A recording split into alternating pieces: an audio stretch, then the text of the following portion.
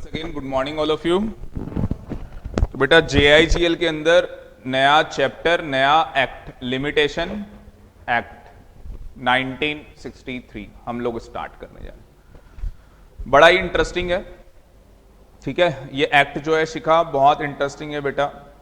और ये एक्ट हमें सिखाएगा क्या? क्योंकि सबसे पहले जब भी हम कोई एक्ट पढ़ना स्टार्ट करते हैं तो सबसे पहले हमें ये जानना होगा कि ये एक्ट हमें क्या सिखाने वाला है। मुझे बताओ, क्या हम लोग किसी भी एक्ट को पढ़ते हैं, जैसे हम इनकम टैक्स एक्ट पढ़ते हैं या हमने JIGL के अंदर ही RTI एक्ट पढ़ा, तो आपको एक टाइम पीरियड बोला होता है कि इस टाइम पीरियड में आप RTI फाइल करो। पर अगर वो ऑफिसर आपका रिप्लाई नहीं कर रहा, आपकी बात को नहीं सुन रहा, तो क्या आप उसके अगेंस्ट अपील कर सकते हो? यस। तो क्या उस अपील का टाइम पीरियड गिवन होता है या नहीं होता है? होता है। मुस्कान कह रही है होता है।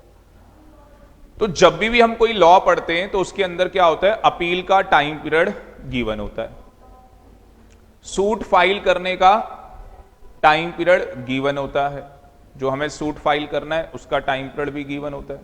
पर क्या ऐसा हो सकता है कि लॉ के अंदर टाइम पीरियड गिवन ना हो?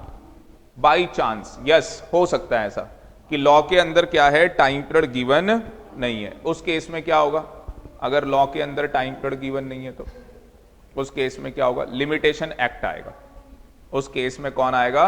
लिमिटेशन एक्ट आएगा। तो अगर कोई भी लॉ हम पढ़ रहे हैं, अगर हम कोई सा भी लॉ पढ़ रहे हैं और उस लॉ के अंदर, उस एक्ट के अंदर वो टाइम पीरियड गिवन नहीं है, तो उस केस के अंदर हम लोग लिमिटेशन एक्ट के अंदर आएंगे और वहां पे टाइम पीरियड चेक करेंगे कि भाई कौन सा केस हमें फाइल करना है और उस केस के लिए कितना टाइम पीरियड लिमिटेशन एक्ट के अंदर प्रिस्क्राइब्ड किया गया। पहली बात तो ये होगी, हमें ये पता लग गया कि इस एक्ट में होगा क्या। तो इस एक्ट के अंदर वो टाइम पीरियड हमें बता रखा होगा, सूट फाइल करने का, अपील फाइल करने का, एप्लीकेशन लगाने का, वो टाइम पीरियड हमें गिवन होगा। दूसरी बात ये आ गई कि इस एक्ट का ऑब्जेक्टिव क्या है, ये एक्ट क्यों बनाया गया। भाई ये तो पता लग गया कि इस एक्ट के अंदर है क्या। क्या है इस एक्ट के अंदर? अगर सर कोई सूट फाइल करने का टाइम पीरियड नहीं है वो इसके अंदर मिलेगा, अपील का नहीं है वो इसके अंदर मिलेगा, एप्लीकेशन नहीं है वो इसके अंदर मिलेगा। पर ऑब्जेक्टिव क्या है इसको बनाने का? इसको बनाने का ये ऑब्जेक्टिव है, मैंने आपको लोन दिया था, लोन देने का मतलब मैंने आपको पैसे दिए। अब मैंने भाई आपको 10 लाख रुपए दिए थे और आप डिफॉल्ट कर गए, आपने मेरा पैसा वापस नहीं किया, तो कितना टाइम पीरियड है कि मैं आपसे अपना पैसा रिकवर कर सकता हूं? कितना टाइम पीरियड है जिस टाइम पीरियड के अंदर मैं आपसे अपनी पेमेंट रिकवर कर सकता हूं? तो उसके लिए किसी लॉ में कोई टाइम पीरियड नहीं लिखा हुआ। उसके लिए मान लेते हैं किसी लॉ के अंदर कोई टाइम पीरियड नहीं लिखा हुआ, तो लिमिटेशन एक्ट क्या कहता है? उस केस के अंदर 3 साल। तो अगर मैंने इनको लोन दिया है तो डिफॉल्ट से कितने साल के अंदर अंदर मैं इनके अगेंस्ट केस कर दूं? 3 साल के अंदर अंदर मैं केस कर दूं। अगर 3 साल में मैं केस नहीं कर पाया तो कोर्ट मुझे क्या कर देगा? बार कर देगा। मतलब कि भाई आपका टाइम पीरियड एक्सपायर हो चुका है, अब आपके ऊपर क्या है? बार आ गया, टाइम बार आ गया कि अब आप सूट फाइल नहीं कर सकते। दूसरा एग्जाम्पल, आप कोई प्रॉपर्टी है और उस प्रॉपर्टी में कब्जा करके बैठ गए। उस प्रॉपर्टी में आपने क्या कर लिया? कब्जा कर लिया। तो कानून में लिखा हुआ है कि अगर आप किसी प्रॉपर्टी के अंदर 30 साल 30 इयर्स किसी प्रॉपर्टी में आप रह जाते हो, वो प्रॉपर्टी आपकी, चाहे वो आपकी नहीं थी।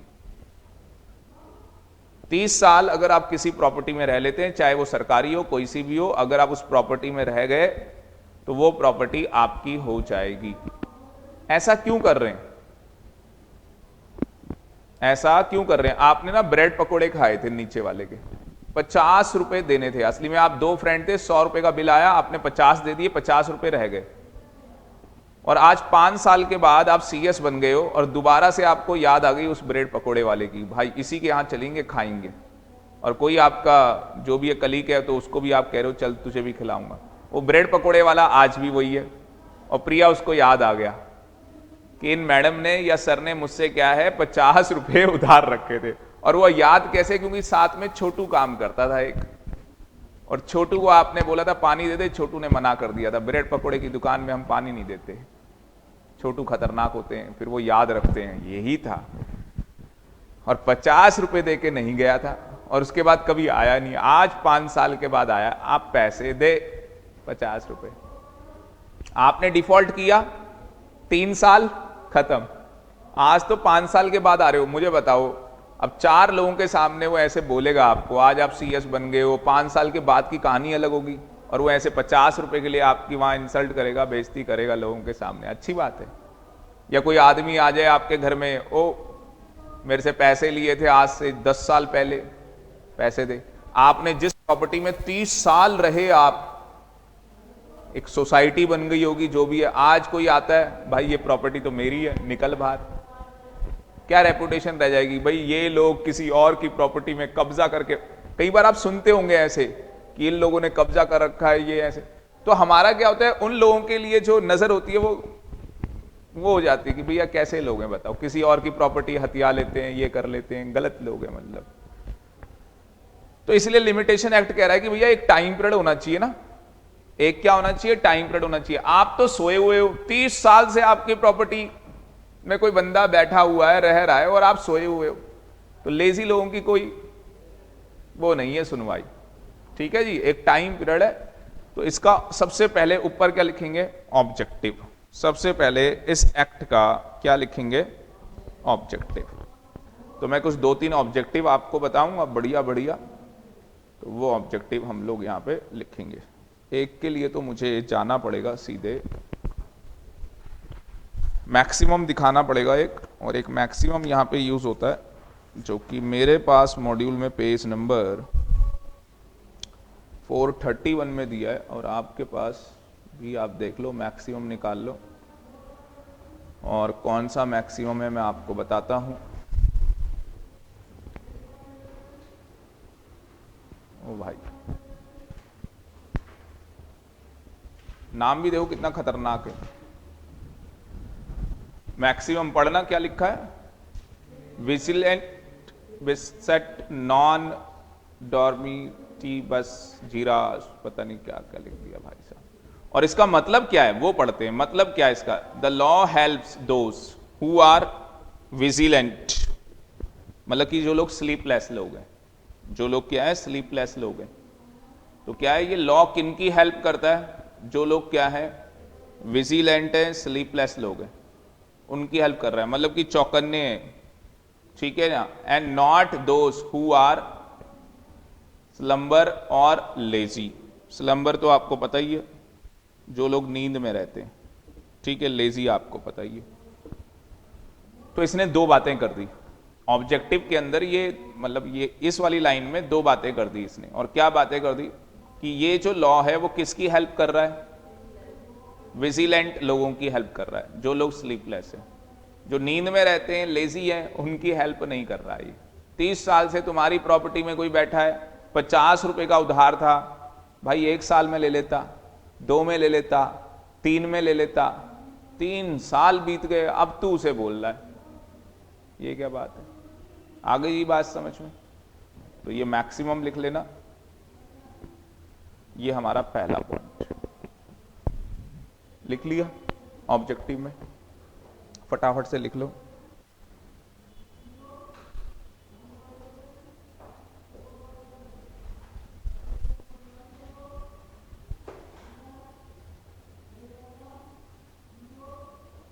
अब एक कई बच्चों ने ये चैप्टर पढ़ रखा होगा, उनको यही नहीं पता कि ऑब्जेक्टिव के अंदर ये मैक्सिमम यूज हो रहा है, तो पता होना चाहिए।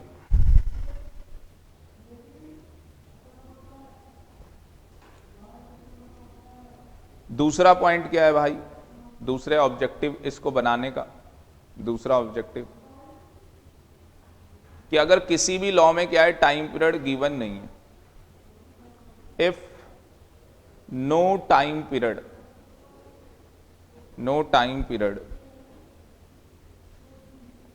is prescribed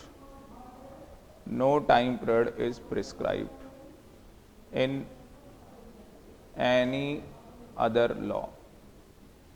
If no time period is prescribed in any other law, no time period is prescribed in any other law, comma, then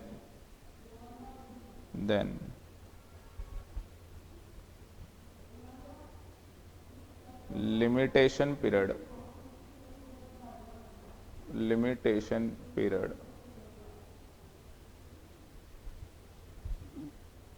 for suit, petition को ब्रैकेट में लिखना अपील, और application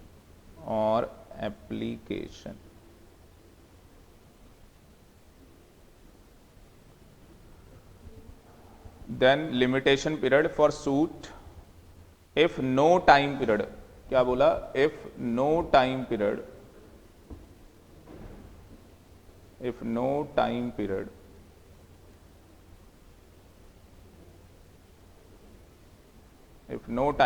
is prescribed in any other law, वो मैंने लिखा नहीं, in any other law,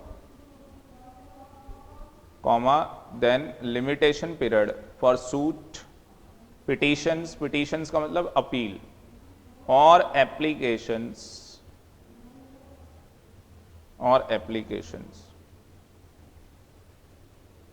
is provided, हाँ जी, under limitation act 1963।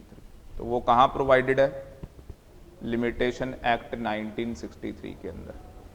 कब, अगर कोई भी टाइम पीरियड किसी एनी अदर लॉ में प्रिस्क्राइब्ड नहीं है। किसके लिए, सूट के लिए, एप्लीकेशन के लिए, अपील के लिए। समझ में आया नहीं है? दो ऑब्जेक्टिव हो गए। तीसरा ऑब्जेक्टिव कि भैया वरना तो कोर्ट पहले ही बदनाम है। किस चीज के लिए, कि फैसले नहीं होते, है ना, तारीख पे तारीख चलती है, इंसाफ नहीं मिलता। तो कोर्ट के अंदर ऑलरेडी क्या है, बहुत सारे केसेस क्या चल रहे हैं, पेंडिंग चल रहे हैं। Large number of cases are pending in courts. तो कोर्ट्स के अंदर क्या है, बहुत सारे केसेस क्या चल रहे हैं, पेंडिंग चल रहे हैं। इसकी वजह से भी हमने क्या बनाया, due to this reason limitation act क्या किया गया, बनाया गया। क्योंकि वरना क्या होता, कोई आ जाता 40 साल बाद, पैसे देने 50 रुपए, मेरा घर ले लिया, वैसे ही कोर्ट बदनाम है। और बदनाम होते, इतने बदनाम होते, लोग विश्वास ही नहीं, कोर्ट में नहीं जाना अब। ठीक है जी, ये हाँ खुद ही कर लेंगे जी।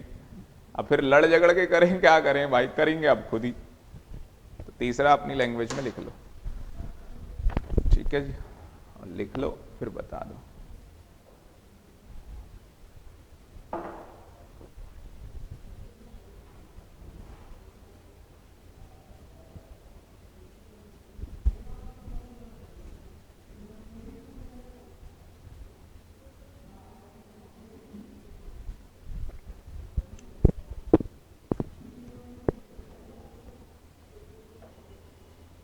चले आगे।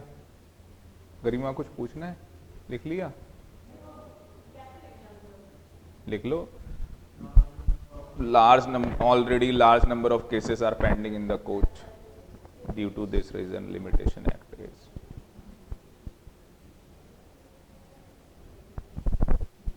केम into force. Limitation act is came into force.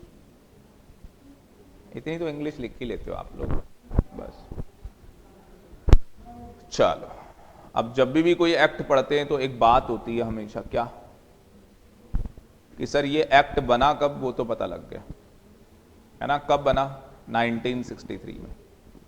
तो जानना क्या होता है, ये इन्फोर्स कब हुआ, क्या जानना होता है, ये इन्फोर्स कब हुआ। हाँ जी, इसकी इन्फोर्स की डेट क्या है। अच्छा, ये बना था, ये जो बना था इसका इनेक्टेड का मतलब बन गया 5 अक्टूबर 5 अक्टूबर 1963। और इनफोर्स हुआ जी, इनफोर्स हुआ 1 जनवरी 1964। तो 1 जनवरी 1964 से ये इन्फोर्स हुआ था, बन गया था 5 अक्टूबर 1963 में। असली में क्या होता था पहले गरिमा, ये ILGL का पेपर होता था, तो वहां पे MCQ आते थे इसके, तो ये बहुत मॉड्यूल में नहीं दिया हुआ। ICS वाले तो कहे भाई MCQ पेपर है, पूछ लेते हैं इनसे, एक क्वेश्चन तो एक्ट का ये पूछ ही लेते हैं कब से इनफोर्स, और कौन सा पूछेंगे एक्ट वो पता नहीं, सारे एक्ट का ये देखना जरूरी होता था। आज की डेट में थ्योरी पेपर है तो इतनी रेलेवेंस है नहीं असली में, पर मेरा क्या काम है बताना कि आपको भाई ये इनफोर्स 1 जनवरी 1964 से हो गया था, ठीक। और ये कहां हो गया था, होल ऑफ इंडिया, तो whole of India including JNK, including JNK, क्योंकि भाई वो आर्टिकल 370 हट गया, तो JNK वाली कहानी बंद हो चुकी है। अब पार्लियामेंट से जो कानून बनते हैं वो पूरे इंडिया में एप्लीकेबल होते हैं, स्टेट जो बनाती है with in the state applicable होता है। तो आज की डेट में कंफ्यूज वाला कोई रखना ही, मतलब दिमाग की बत्ती गुल नहीं होनी चाहिए आज की डेट में आपकी। आज की डेट में जहां होल ऑफ इंडिया है तो होल ऑफ इंडिया है, और JNK आएगा ही आएगा। मैंने इंक्लूडिंग JNK इसलिए लिखा दिया, कई बच्चों को कंफ्यूजन रहती, JNK आएगा नहीं आएगा ये कहानी, तो कंफ्यूजन ना रहे इसलिए आपको लिखवा दिया। चलो आगे लिखेंगे, तो ये क्या हो गया, पहली चीज ऑब्जेक्टिव करवा दिया, दूसरी चीज सेक्शन 1 बता दिया आपको। तो सबसे पहले जो मैंने आपको बताया ऑब्जेक्टिव, सबसे पहले जो मैंने आपको चीज बताई वो ऑब्जेक्टिव मैंने आपको बता दी। दूसरा मैंने आपको सेक्शन 1 ये जो करवाया मैंने कि ये कब से इन्फोर्स हुआ, वो सेक्शन 1 ही था, ठीक है। उसकी हेडिंग डालनी हो तो वो सेक्शन 1 था। सेक्शन 1 में कितनी बातें होती है, 3। शॉर्ट टाइटल, क्या नाम है, लिमिटेशन एक्ट 1963। फिर क्या होता है, एक्सटेंड, कहां तक है, होल ऑफ इंडिया। फिर क्या होता है, कमेंसमेंट, वो भी आपको बता दिया किस दिन कमेंस हुआ है, 1 जनवरी से 1964। तीसरी चीज यहां से हो रहा है चैप्टर स्टार्ट, लिमिटेशन एक्ट 1963। भाई ये पहले बेसिक चीज है, पता होनी चाहिए चैप्टर स्टार्ट करने से पहले।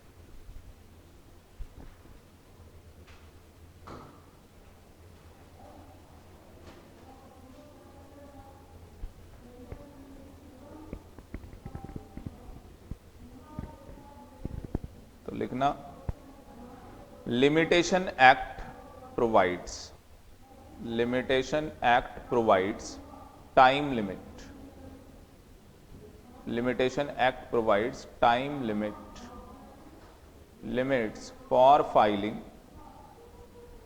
फाइलिंग द सूट, फिर चाहे वो सूट हो चाहे वो एप्लीकेशन हो और अपील हो। अपील का मतलब क्या, पिटीशन, ठीक है जी, petition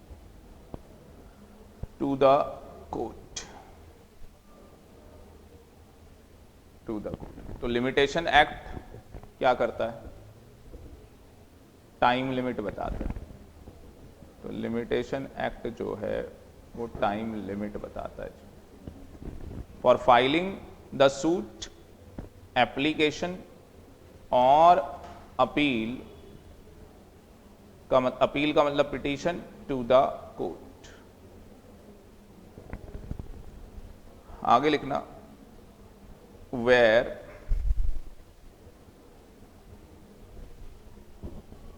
no specific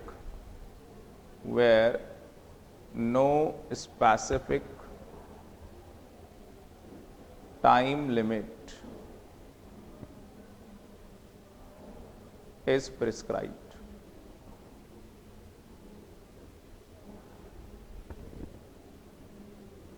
where no specific time limit is prescribes, लिख लो। अगर कोई टाइम लिमिट प्रिस्क्राइब नहीं है तो उस केस में क्या है जी, कहां पे नहीं है, इन द, कहां नहीं है वो टाइम लिमिट, सब्टेंटिव लॉ के अंदर।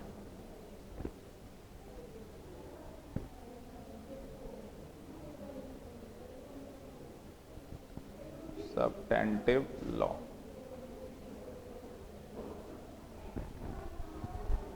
चलो इसको समझते हैं पहले इतने को। तो यहां पे कह रहा है लिमिटेशन एक्ट हमें क्या प्रोवाइड करवाता है, टाइम लिमिट प्रोवाइड करवाता है, किसकी, सूट की, एप्लीकेशन की और अपील की। कब करवाता है, जब जो लॉ बने हुए हैं उनके अंदर कौन से लॉ बने हुए हैं, सब्टेंटिव लॉ बने हुए हैं। सब्टेंटिव लॉ लाइक, सब्टेंटिव लॉ लाइक लिख लो, लाइक कौन से लॉ है, हाँ जी, कौन से लॉ का नाम लिखोगे, आरटीआई पढ़ के आए हो, आरटीआई लिख लो।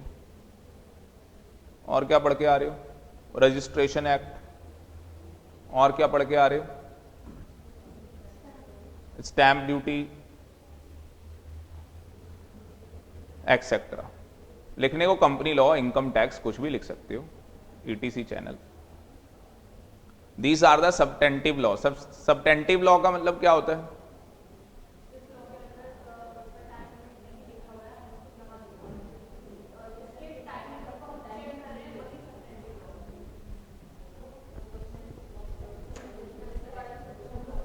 सब्टेंटिव लॉ का मतलब होता है, लिखो, जहां पे राइट और लायबिलिटीज डिसाइड की जाती है। किसी पर्सन की राइट और लायबिलिटीज क्या की जाती है, डिसाइड की जाती है।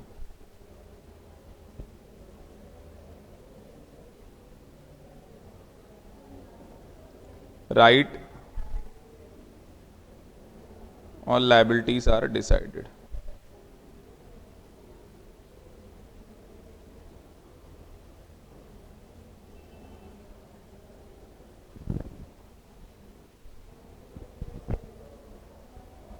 तो वहां पे उस लॉ के अंदर हम लोग आपके क्या करते हैं, राइट और लायबिलिटीज को क्या करते हैं, डिसाइड करते हैं। तो वो सब्सटेंटिव लॉ होते हैं। क्या आरटीआई में ऐसा नहीं होता, किसी पर्सन की राइट और लायबिलिटी डिसाइड की जाती है, रजिस्ट्रेशन में भी होता है, इनकम टैक्स के अंदर भी होता है, ठीक है, कंपनी लॉ में भी होता है, हर लॉ के अंदर होता है।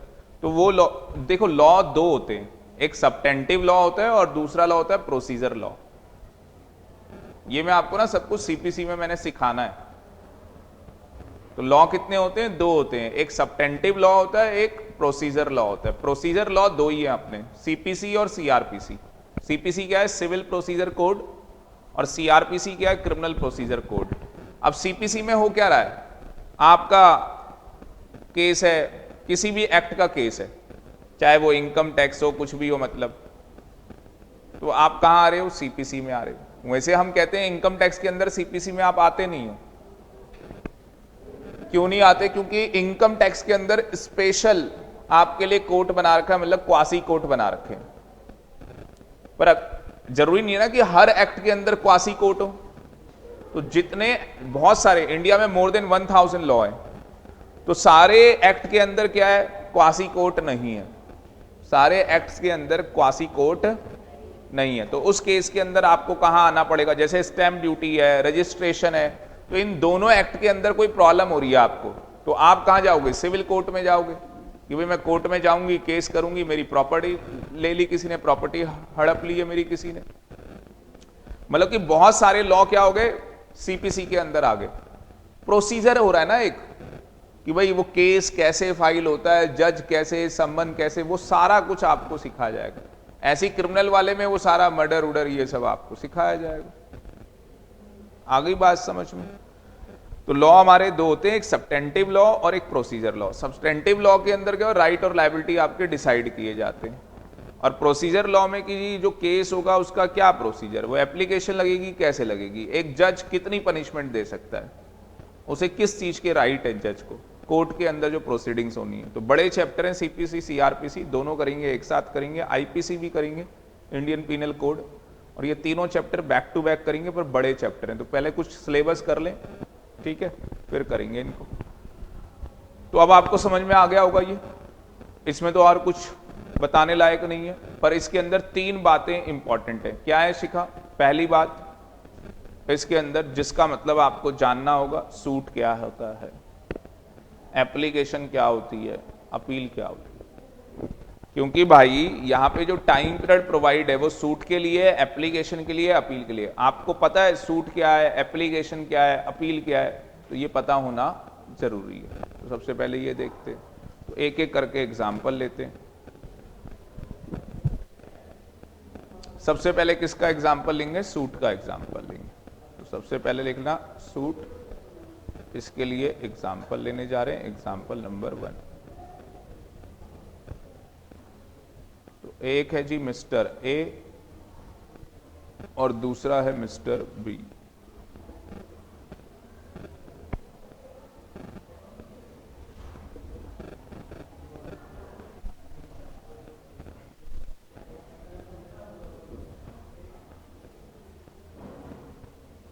ऊपर लिखना person whose rights have infringed। तो एक पर्सन है मिस्टर ए जिसके राइट क्या कर लिए? इन्फ्रिंज कर लिए, छीन लिए गए। कोई भी राइट है उसका, कोई भी हक है, वो छीना जा रहा है। किसका? मिस्टर ए का। तो मिस्टर ए क्या करेगा? कोर्ट में जा रहा है। मिस्टर ए कहां जा रहा है? कोर्ट में जा रहा है। तो कोर्ट में जब जाएगा तो वहां पे क्या करेगा? फाइल करेगा। क्या फाइल करेगा? शिखा क्या कर रहे हो बेटा? क्या फाइल करेगा बताओ? जब मिस्टर ए के राइट्स, आपका कोई भी राइट कोई छीने आपसे, तो आप कह रहे हो कोर्ट में देखूंगी तुझे, आप कह रहे हो कोर्ट में देखूंगी, तो आप फाइल करोगे। तो क्या फाइल करोगे उसके अगेंस्ट? लिखो। हाँ, मैंने बताया भी था, प्लांट फाइल करते हैं हम लोग। क्या फाइल करते हैं? प्लांट फाइल करते हैं। तो ये आपने क्या कर दी? प्लांट फाइल कर दी। प्लांट वर्ड का क्या मतलब है? प्लांट वर्ड का मतलब है statement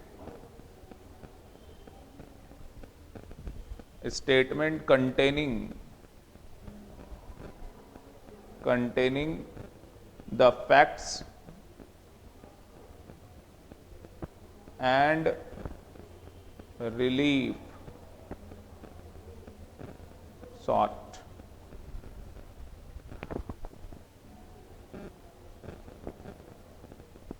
statement containing the facts and relief sought, मतलब एक स्टेटमेंट बनाई है आपने और उस स्टेटमेंट में आपने फैक्ट्स बताए। हुआ क्या है भाई? आपके कौन से राइट, वो सब बताओगे ना। कौन सी प्रॉपर्टी आपकी छीन ली?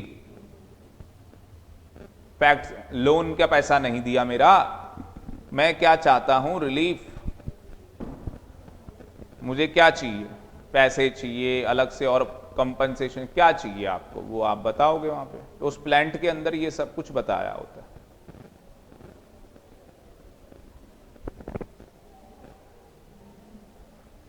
इसी प्लांट वर्ड को हम लोग क्या बोलते हैं? सूट।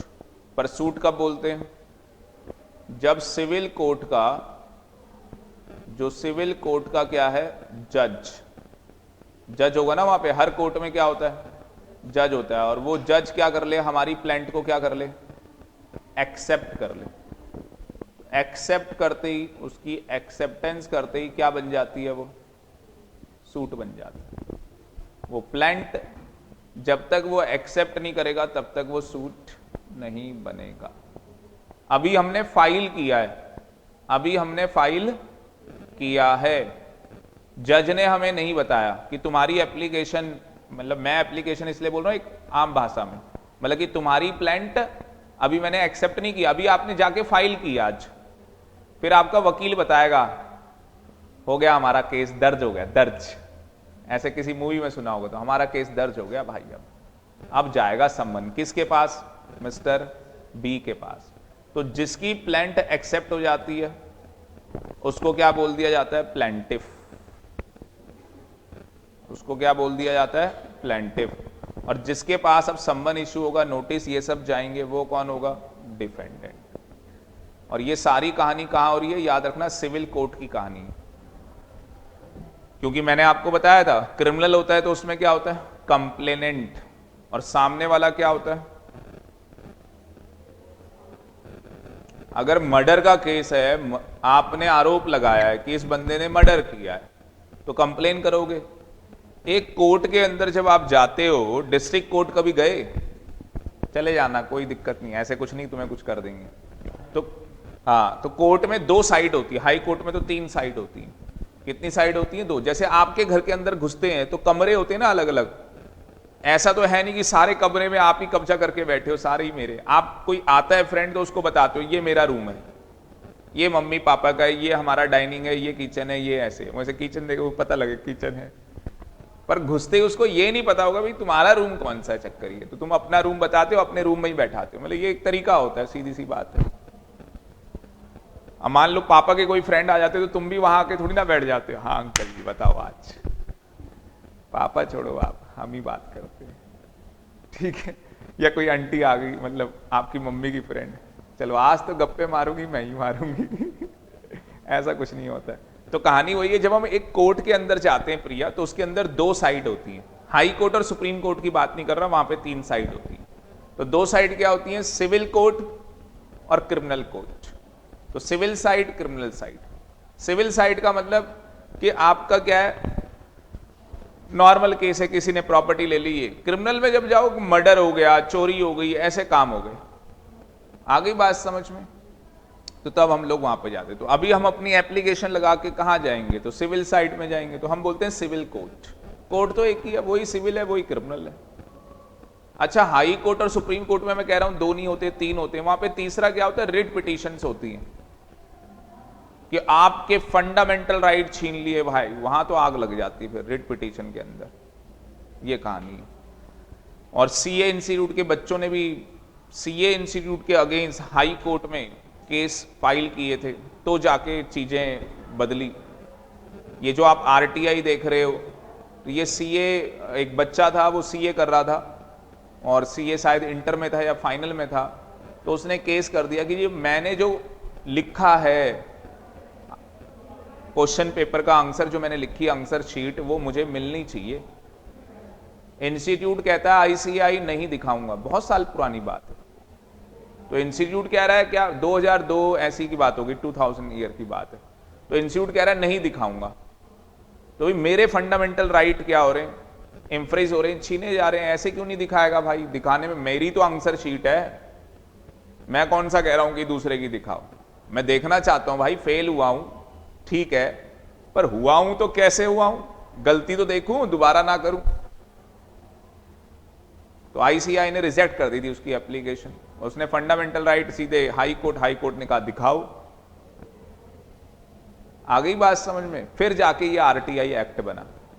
तो ऐसे कुछ, मतलब एक आदमी इसने किया, ऐसे पता नहीं बहुत सारे लोगों ने अलग अलग कानूनों के अंदर कुछ ना कुछ किया होगा, जिसकी वजह से आरटीआई बनाना पड़ा कि भाई आप किसी भी पब्लिक अथॉरिटी वहां पे वर्ड है कि उन अथॉरिटीज की आप क्या कर सकते हो? इंफॉर्मेशन मांग सकते हो उनसे, और दिखानी पड़ेगी। ना दिखाए तो उनके पापा बैठे हैं, कमीशन सीआईसी बैठा हुआ है, उसके पास चले जाओगे ना। तो कहानी समझ में आई नहीं आई? तो उसी तरीके से यहां पे हमें सूट वर्ड का मतलब समझना था। तो सूट क्या है? प्लांट होती है सर, और सूट बनता है सर जब प्लांट एक्सेप्ट हो जाती है। और सर जैसी ही एक्सेप्ट हो जाती है तो ये बंदा जिसने केस किया होता है वो प्लेंटिफ बन जाता है, सामने वाला डिफेंडेंट। मैंने कहा अगर ये क्रिमिनल होता तो क्या होता? क्रिमिनल मर्डर वाला केस होता तो कंप्लेनेंट, और सामने वाला क्या बताया था? एक्यूज्ड, आरोपी। इस जेआईसीएल के पेपर के अंदर सीखा, ये वर्डिंग काम आएगी, आप समझ रहे हो? अब सिविल मैटर के केसेस की बातें लिख रहे हो तो भाई प्लेंटिव, डिफेंडेंट वर्ड, वहां वो क्रिमिनल केसेस के लिख रहे हो आप आंसर, तो वहां कंप्लेनेंट और एक्यूज्ड वर्ड चलेगा। आपके एक एक वर्ड की अहमियत है। आपने गलत वर्ड लिख दिया, मार्क्स कट गए, जीरो हो जाएंगे ना। आप सिविल में लिख रहे हो एक्यूज्ड है, ओ भाई ये क्या ड्रामा है? ये सारा छोटा छोटा बेस है, अभी तो हल्का हल्का बना रहे हैं। सीपीसी सीआरपीसी में पूरा ही बेस बनेगा, ठीक है। अभी ट्रेलर चल रहा है ये सारा।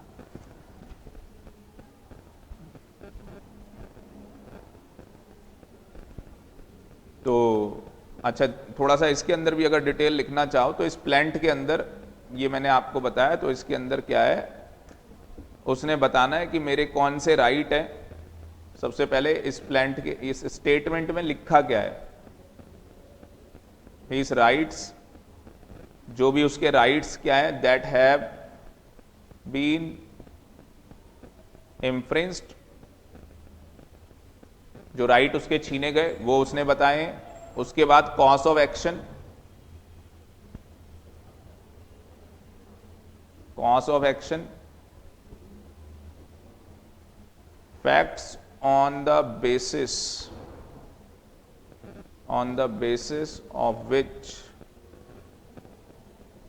of which his rights got infringed। और तीसरे में आ जाएगा वही रिलीफ एक्सपेक्टेड, जो भी वो रिलीफ ले रहा है।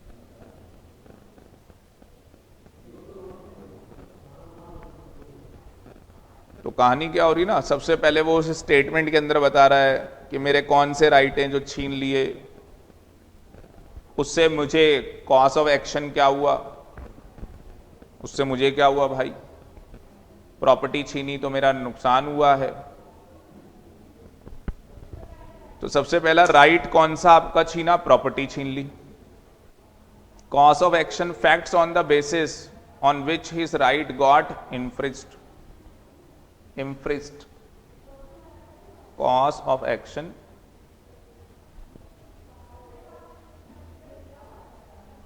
facts on the basis of which his rights got infringed। और रिलीफ क्या चाहते हो आप, चाहते क्या, पेपर दिया आपने, सबसे पहले राइट इन्फ्रिंज्ड, आपकी आंसर शीट, बातें मत करो प्लीज, आपकी आंसर शीट बाद में कर लेना, आपकी आंसर शीट आपको नहीं दिखाई, ये राइट आपसे छीना ना, कि आंसर शीट देखने का आपको राइट था, उससे नुकसान क्या हुआ, मैं फेल हो गया, नुकसान हुआ ना ये। और तीसरा, आप चाहते क्या हो भाई, अगर मैं फेल नहीं हूं, मेरे मार्क्स बढ़ रहे हैं तो बढ़ाओ। पेपर एमसीक्यू है, इंस्टीट्यूट कहता है क्वेश्चन 1 आंसर ए, मैंने आंसर ए किया है, इन्होंने काट दिया है। क्वेश्चन 2 का इन्होंने डी किया है, मैंने भी डी बोला है, इन्होंने फिर काट दिया है। जो मेरा गलत है इनके अकॉर्डिंग, ठीक है, वो इन्होंने सही कर दिया, नंबर दे दिए, मैं कह रहा हूं काटो उसको, मैं तो कह रहा हूं वो काटो, नंबर उसमें कम करो। पर जो मेरे, क्योंकि मेरे सही ज्यादा हो रहे हैं और मैं फेल कितने नंबर से हो रहा हूं, 8 नंबर से, मेरे 12 नंबर बढ़ रहे हैं और 2 नंबर उसमें कट रहे हैं, तो टोटल 10 बढ़ गए मेरे, चाहिए मुझे 8 थे, हो गया भाई पास। सब्जेक्टिव पेपर में ये आप इनसे लड़ नहीं सकते, सब्जेक्टिव में ये बोलते हैं कैलकुलेशन बता दे कोई मिस्टेक है तो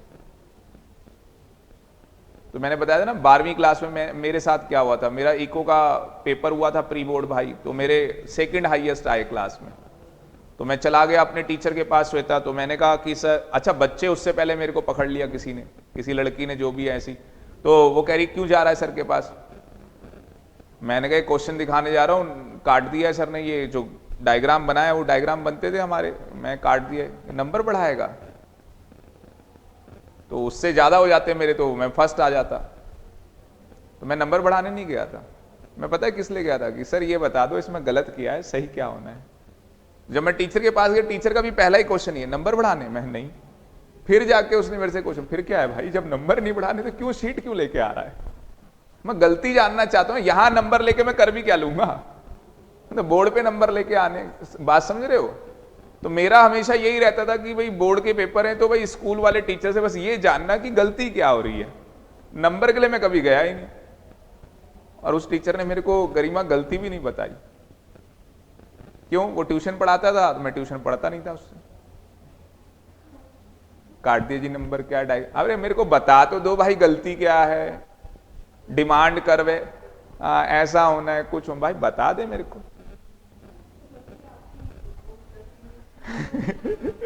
अच्छा मैंने दिल्ली में जो है मैंने बस 12th क्लास की है, डीपीएस आरके पुरम सेक्टर 8 से, उससे पहले तो हम लोग गोवा, उससे जम्मू से आए, 2 साल हमें जम्मू रहना पड़ा, फिर उस जाके हम लोग यहाँ, उससे पहले हम गोवा रहते थे।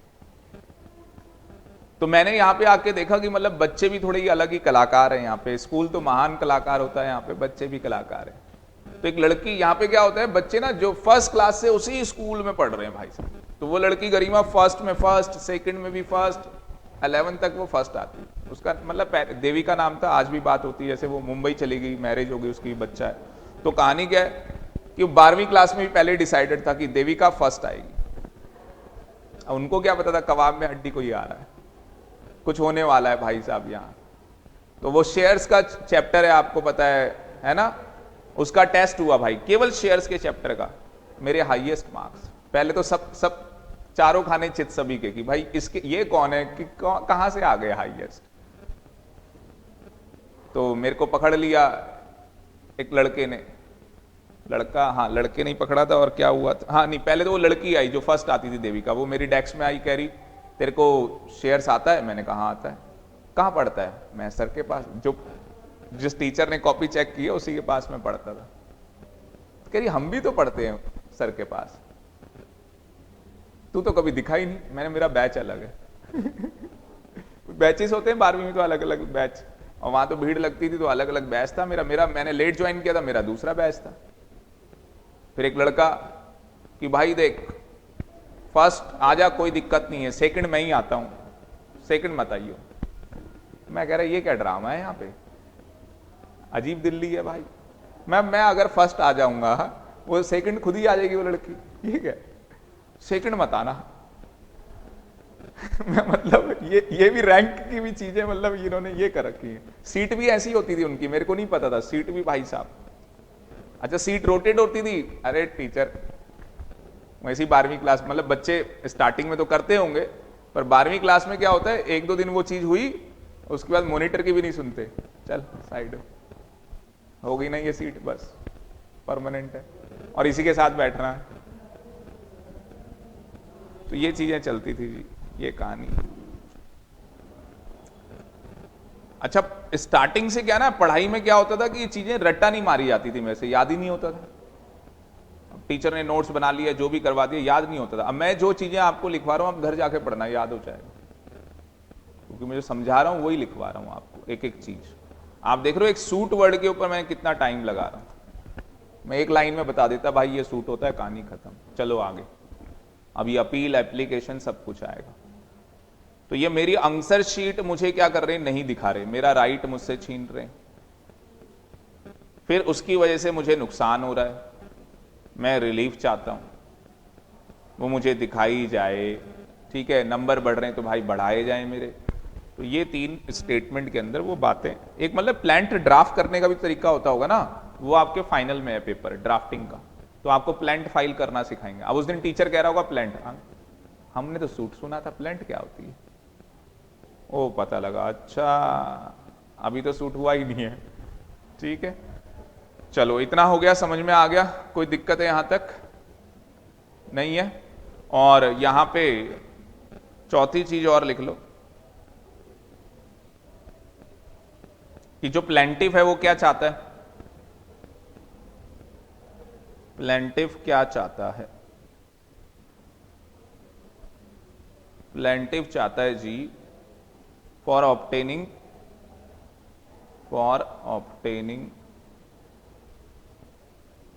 कोर्ट, फैसला नहीं चाहता वो कि जज क्या करे, कोर्ट डिक्री।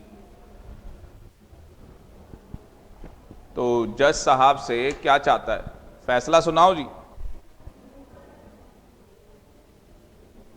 और डिक्री का मतलब क्या होता है, लिख लो, डिक्री का मतलब क्या होता है? डिक्री वर्ड का मतलब होता है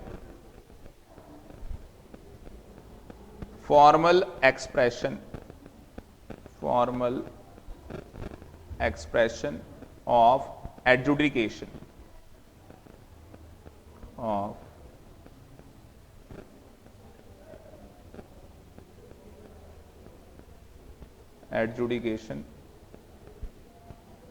बाय जज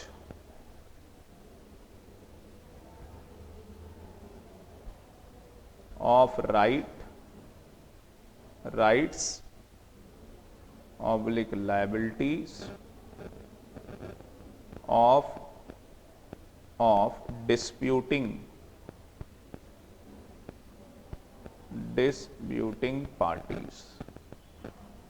तभी तो कह रहा हूं, जिसने एक बार एक लड़की ने बताया था सर JIGL, मुझे लगता था मैं खुद पढ़ लूंगी आपसे, मतलब मेरी एक, मैंने उसको बोला मैं एक वीडियो देखो आप, एक चैप्टर वो भी यही था, लिमिटेशन एक्ट।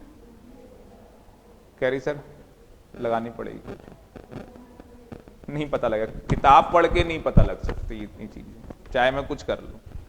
और अगर ढंग से यहां पढ़ लिया तो फाइनल के अंदर जो पेपर है हमारा लॉ का ड्राफ्टिंग, और हमें CS बनना है तो लॉ हमारा तो बहुत सॉलिड होना चाहिए, और फाइनल के अंदर सर ड्राफ्टिंग का पेपर है तो फिर तो ड्राफ्टिंग तो कर ही नहीं पाऊंगी जब चीजों के बारे में नहीं पता, डिक्री नहीं पता, सूट, हम तो सब सूट भी यही है, अपील भी यही है, एप्लीकेशन भी यही है, सब यही है, ले भाई यही डिक्री, यही ऑर्डर, यही जजमेंट, बेड़ा गर्क हमारा ये कहानी। तो देखो क्या हुआ चौथे केस के अंदर, क्या हुआ, प्लेंटिफ क्या चाहता है, कोर्ट का फैसला चाहता है। तो डिक्री में क्या होता है कि जी आपके राइट और लायबिलिटी क्या हो जाते हैं, जो डिस्प्यूटेड पार्टीज के हैं वो डिसाइड कर लिए जाते हैं, जो आपके राइट और लायबिलिटीज हैं डिस्प्यूटिंग पार्टी के, वो क्या हो जाते हैं, डिसाइड हो जाते हैं। डिसाइड हो जाता है कि जी क्या हुआ, उस चीज को डिसाइड कर लिया जाता है, मतलब कि एक डिसीजन आ गया उस चीज के लिए। वो डिसीजन किसने दिया, जज ने दिया। और मैंने एक वहां पे कुछ लिखा था, फॉर्मल एक्सप्रेशन ऑफ एडजुडिकेशन है। एडजुडिकेशन बहुत जगह आता है, तो एडजुडिकेशन क्या होता है जी, formal expression of adjudication by जज। जज क्या कर रहा है, एडजुडिकेशन कर रहा है, जो कानून के अंदर कंप्लाइंस बोलते हैं जिसे, असली में एडजुडिकेशन वर्ड को एक वर्ड में बोले तो प्रोविजन क्या है, ये ना कईयों को एक एक वर्ड के मतलब नहीं पता हो, इन्होंने मेरे से सिक्योरिटी लॉ पढ़ा है, तो एडजुडिकेशन एक वर्ड के अंदर बोलूं तो प्रोविजंस जो है उनका आपने क्या किया है, नॉन कंप्लाइंस किया। पर ये मैं एक मतलब बता रहा हूं, इसके मतलब क्या है, बहुत सारे हैं, इसका एक मतलब नहीं है, इसके बहुत सारे मतलब निकल के आते हैं। जैसे यहां पे अभी एडजुडिकेशन क्यों हो रही है, क्योंकि जी आपने केस क्यों किया है, आपने लोन दिया था उसको, आपने उसको लोन क्या किया था, दिया था, और जब आपने लोन उसको दिया था तो उसने आपको क्या किया, रीपेमेंट नहीं की, उसने आपके पैसे की रीपेमेंट नहीं की, क्या आपके राइट का इंफ्रिजमेंट हुआ, यस। अब देखो एडजुडिकेशन क्या मतलब, क्या उसके लिए कोई प्रोविजन थे कानून के, यस, कानून के कोई प्रोविजन थे जिसका नॉन कंप्लाइंस चेक करना पड़ेगा हुआ है या नहीं हुआ है, कि भाई कोई किसी को लोन दे तो केस कर सकता है, कोई किसी को लोन दे तो भाई 3 साल का टाइम पीरियड होता है पैसे मांगने का। तो एक बार बताओ, अब तुमने जब लगाई जज को मतलब सॉरी कोर्ट को, जज को नहीं, कोर्ट को एप्लीकेशन लगाई, और वहां पे गरिमा क्या हुआ, पता लगा कि तुमने बताया इस डेट को डिफॉल्ट हुआ था, उसने चेक किया, 3 साल खत्म, एप्लीकेशन रिजेक्ट। अब आप क्या कहोगे, अपील में जाऊंगी, जा ही नहीं सकते आप दोबारा, अब आप सोच रहे हो डिस्ट्रिक्ट कोर्ट गया भाड़ में, हाई कोर्ट जाती हूं आर्यन को लेके, आर्यन को पता है कहां है हाई कोर्ट भाई साहब। अब तुम वहां एप्लीकेशन लगाओगे, वो एप्लीकेशन भी नहीं लेने वाले, वो पूछेंगे कि एप्लीकेशन कहां से, मतलब नहीं हम तो डायरेक्ट ही हाई कोर्ट आए, चल के भाग जाए यहां से, डायरेक्ट हाई कोर्ट आ गया, पहले ही यहाँ इतने केस पेंडिंग है, सेशन कोर्ट में जा, डिस्ट्रिक्ट कोर्ट में जा, यहां किस लिए आया है। वो तो जब कोई कोर्ट आगे करता है कि भाई ठीक है तू आगे जा, सुनवाई होगी, ये कुछ, यहां तो हमने ही खुद एक पेज पे कोरे कागज पे एप्लीकेशन लिख दी, हम जा रहे हैं सीधे हाई कोर्ट। हाँ रिट पिटीशन हो तो आप हाई कोर्ट या सुप्रीम कोर्ट डायरेक्ट जा सकते हो, वो भी नहीं है हमारी, तो समझे, ठीक। तो यहां तक मुझे बताओ समझ में आया या नहीं, आ गया, बहुत बढ़िया तरीके से सर आपने बता दिया सूट का मतलब क्या है। बाकी यहाँ पे एग्जाम्पल के लिए कुछ भी केस लिख सकते हो कि हमने लोन दिया है या कुछ भी है, ठीक है, उसके लिए आप क्या कर रहे हो कोर्ट में। जैसे वो वोटर आईडी का एग्जाम्पल यहाँ पे आ सकता है कि भैया वो आपको वोट नहीं डालने दिया, आपने केस कर दिया, ठीक है।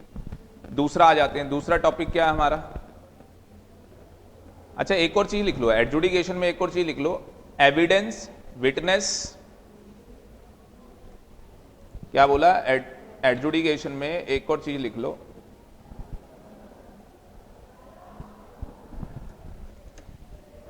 एविडेंस, सबूत, और विटनेस, और विजडम ऑफ जज, विजडम ऑफ जज। विजडम समझते हो ना? हाँ जी, प्रिया समझते हो विजडम क्या होती है?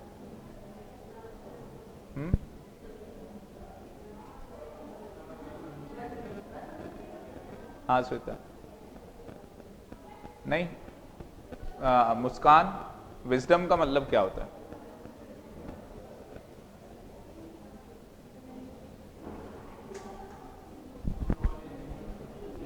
अरे देखो क्या हुआ, एडजुडिकेशन का मतलब क्या हुआ?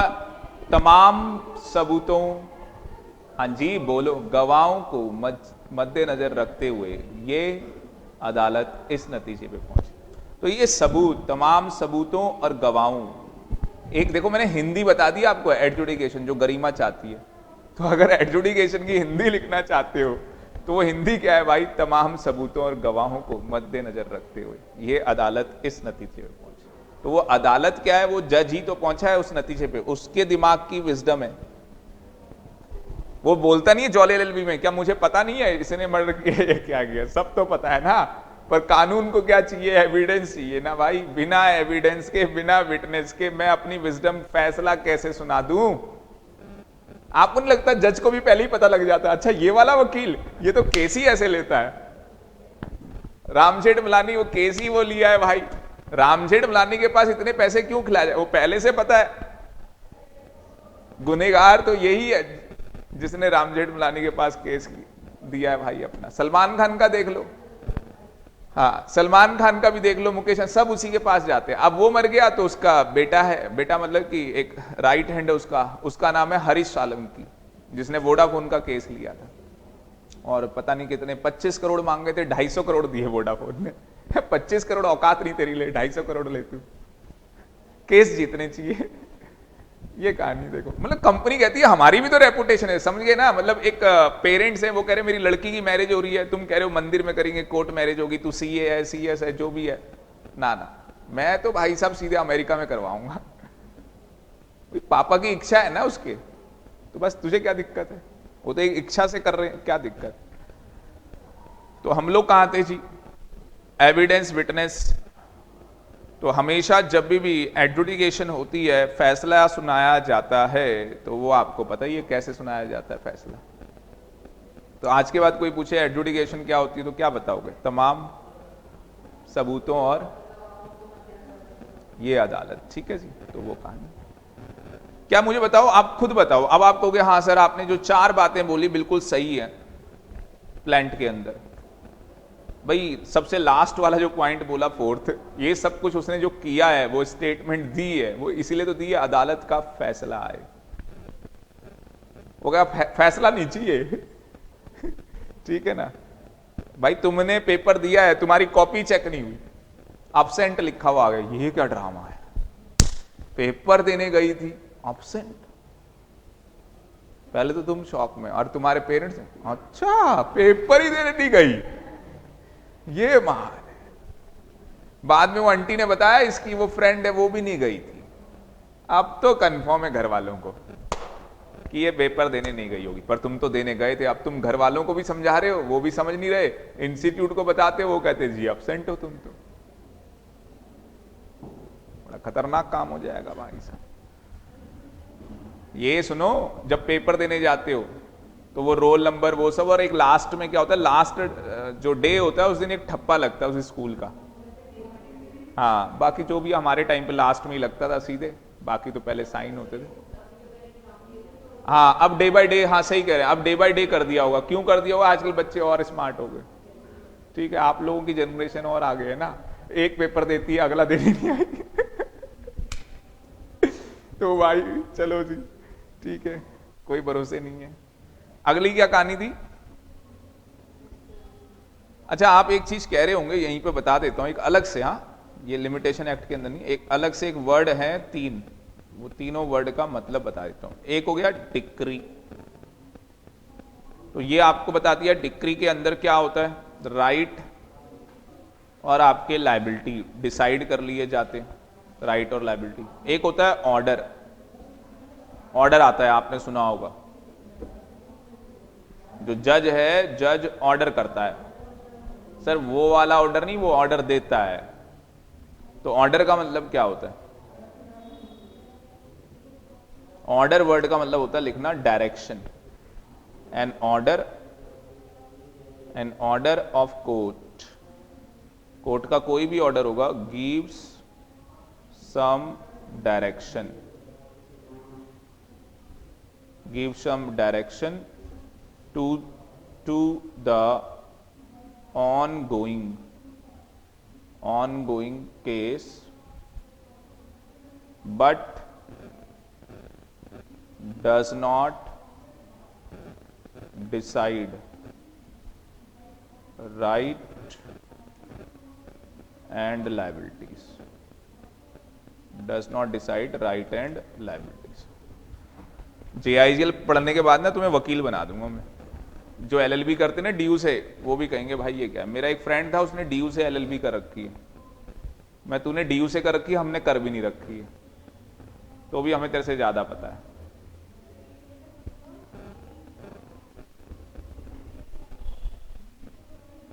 To the ongoing case but does not decide right. Right and liability कहां होता है, डिक्री के अंदर, वहां डिसाइड होता है आपका राइट और लायबिलिटी, वहां पे डिसाइड हो जाता है आपका। पर जब ऑर्डर आता है, देखो ऑर्डर क्या होता है। अब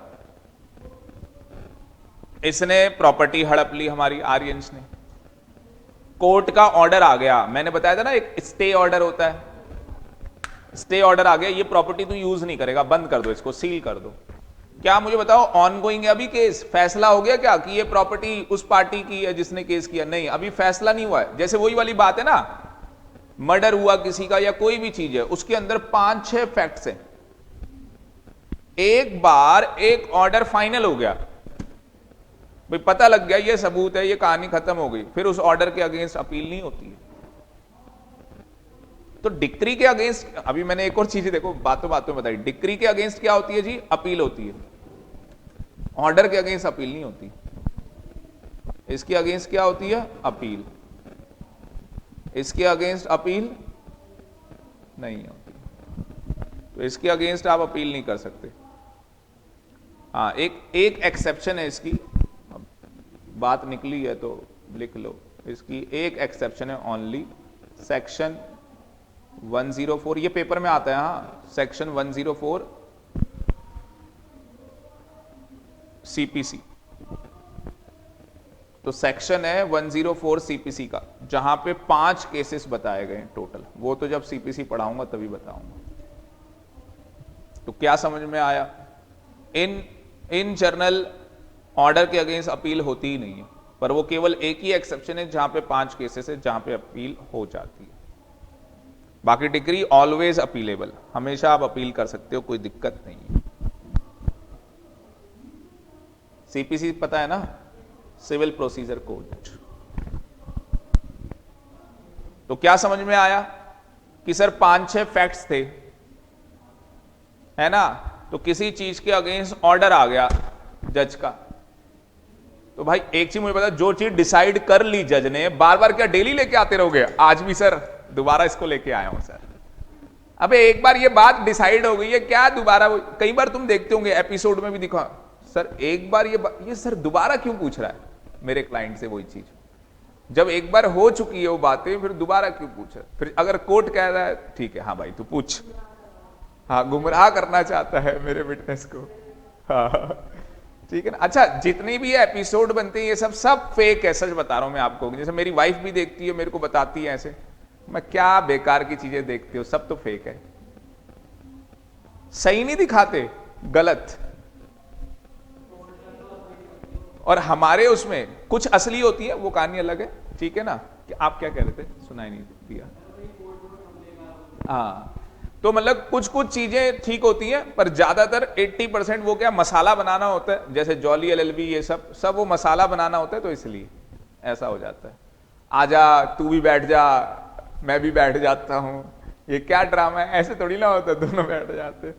और कहीं तो कोर्ट देखोगे जो छोटे छोटे होते हैं, कहीं तो इतने छोटे से होते हैं, आपके जाने की जगह भी छोटा। मैं पहली बार गया किसी कोर्ट में, असली में वो हमारे कोई सर थे, वो सुप्रीम कोर्ट में काम करते थे, कोई फाइल का काम था, तो मैं एक किसी लोअर कोर्ट से वो लेके आनी थी। मुझे क्या पता है ऐसे कोर्ट होते हैं। ओ भाई साहब, मैं गया तो जैसे बाहर से तो ठीक है चलो कोर्ट, मैं तो मतलब उस टाइम पे नाम भी नहीं देखा कुछ नहीं, तो अंदर जब गया रूम के अंदर तो देखा कि वहां पे एक पतली सी गली बनी रूम के अंदर ही, जैसे मान लो ये रूम है ऐसे, तो ऐसे जज का जो होगा ना ऊपर वो चैम्बर बना होगा बड़ा सा, वो पतली सी गली बनी, उसी के अंदर से मैं गया। अच्छा वो पहले से उसको फोन कर रखा होगा सर ने, तो वो तो सुप्रीम कोर्ट के थे ये है। तो मैं गया, मैंने नाम बताया, मैं सर मैंने ये फाइल दो इसको, मैं गया। पर फिर मैं सोच रहा मैं गया कहाँ था। होता है ना कई बार, जैसे माता रानी के दरबार में आप गए, टीका लगा दिया, अबे माता रानी के दर्शन तो हुए नहीं, माता कहाँ थी। तो कई बार होता है, अबे देखना था यार, कितने लोग गए हुए ऐसे। अच्छा नहीं नहीं, माता रानी के द्वार, अच्छा अच्छा, हम 3-4 लोग हम गए, तो वो देखा आपने, मतलब कितनी बार गए हो आप। अच्छा अच्छा, बड़े में गए, अच्छा अभी, चलो ठीक ठीक ठीक, अच्छा क्या बात है, हाँ भाई, हाँ एकदम से। हाँ तो मेरे तो पापा ने मेरा मुंडन वहां करवाया था, बच्चे के मुंडन करवाते हैं तो मेरा वहां करवाया था, उस टाइम मेरे को ले गए थे, तो उस टाइम तो भाई साहब वो ऐसी रास्ता तो देखा। फिर मैं, हम लोग जब अखनूर हमारी पोस्टिंग, जम्मू हम लोग रहे, तो तब मैं 16 बार तो काउंटिंग के गया। तो मैं जब स्टार्टिंग में गया तो छोटा ही था मतलब, तो मैं ये सोचता था माता रानी दिखती तो नहीं है। तो मैं जब अब बड़े होके गया तो मैं वहां, अच्छा जैसे वो टीका लगा दे साइड में, मैं साइड रुक के देख रहा, मैं फोटो कैसे रखी है भाई, क्या है क्या नहीं है कुछ तो। और अब तो 2 साइड से बना दिया है, पहले क्या होता था एक ही साइड से होता था, पहले तो बड़ा वो अलग ही था, अब भीड़ हो गई है, रश हो गया ये। और दूसरा आर्मी वालों का बड़ा बेनिफिट होता है, हमारे ना पास बन गए थे नीचे से, खाली गेट ले भाई, वरना मैंने देखा ओ भाई साहब लाइनें, बहुत खतरनाक लाइनें लगती। तो हम लोग कहां थे, पर अपील वाला समझ में आ गया, ऑर्डर भी समझ, वही ऑर्डर जो मैं बता रहा था, ऑर्डर में थे हम लोग, कि वो कोर्ट का ऑर्डर आता रहता है। तो भाई एक चीज के लिए एक बार ऑर्डर आ गया ना, तो दोबारा जज खुद की डिस्क्रिप्शन होगी तो ठीक है, बदल सकता है उस ऑर्डर को, पर खुद की नहीं है तो आप नहीं बदलवा सकते। वो डिसाइड कर दी भाई, ठीक है, वो सबूत देख लिया, वो विटनेस देख लिया, वो डिसाइड कर दी उसने, बीच में जाके उसको खुद लग रहा है जज को, तो वो कर सकता है चेंज उस ऑर्डर को, आप नहीं करवा सकते क्योंकि अपीलेबल नहीं है वो आगे। उसके बाद लास्ट जजमेंट है, अभी बता रहे हैं, लिखो अवार्ड क्या कहानी, जजमेंट लिखो, जजमेंट क्या चीज है। जजमेंट क्या होती है,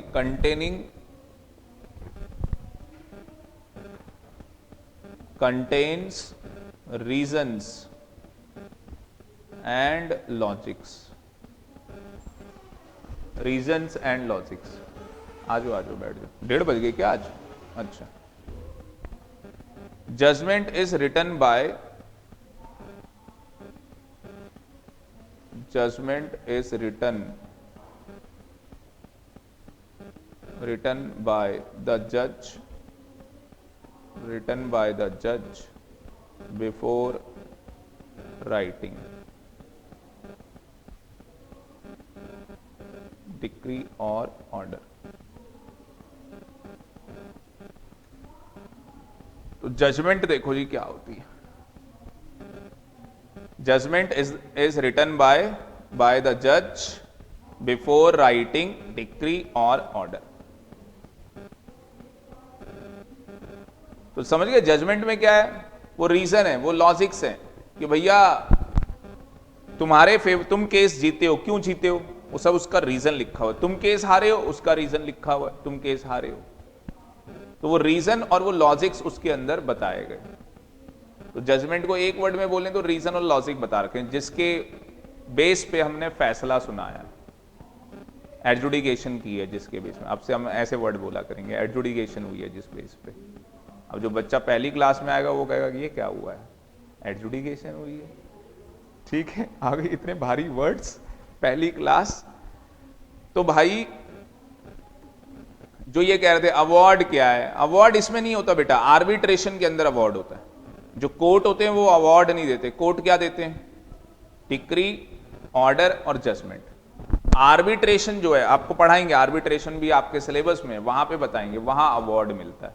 मतलब कि एक तरीके से ऑर्डर क्या है, अवार्ड है, पर हम अवार्ड नहीं बोलते यहां पे ना इसे, क्योंकि ये कोर्ट का है।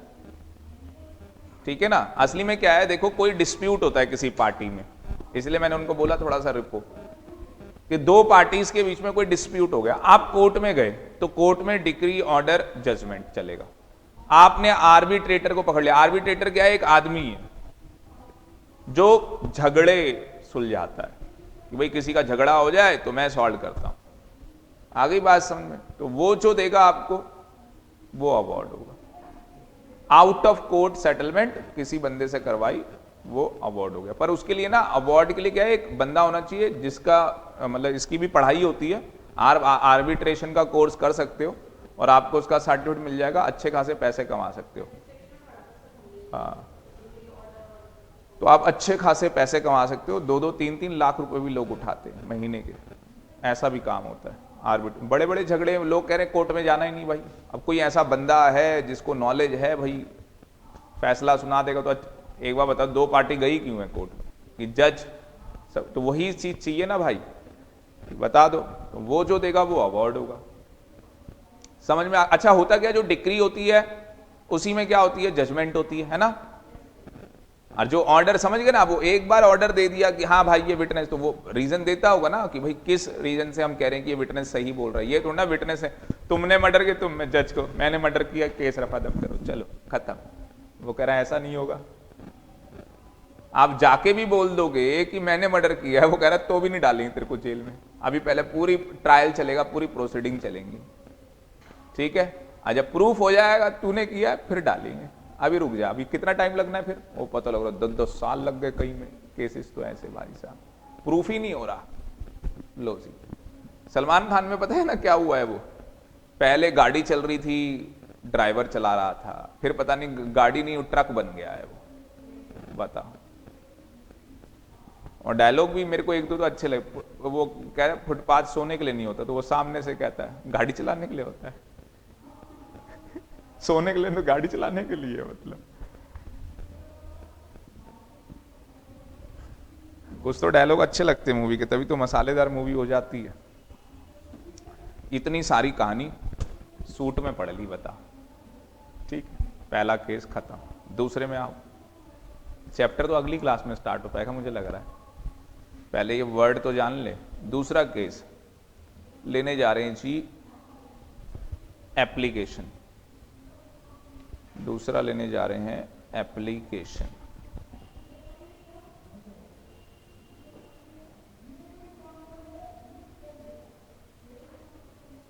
अब देखो क्या हुआ, मिस्टर ए है, मिस्टर बी है। ए कौन है, प्लेंटिफ। अब आपको पता है प्लेंटिफ कौन है, तो ये बंदा कौन है, डिफेंडेंट। आपको अब ये भी पता है डिफेंडेंट कौन है। तो अब देखो जी क्या हुआ है,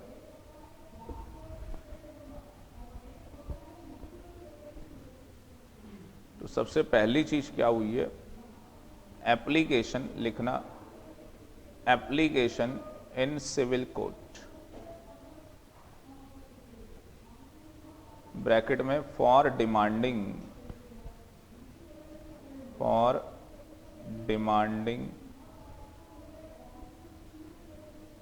सम interim order, for demanding some interim order. Interim को हम बोलते हैं इंजंक्शन या स्टे ऑर्डर।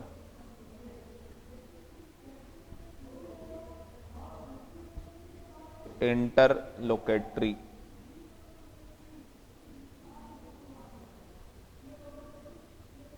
ऑर्डर।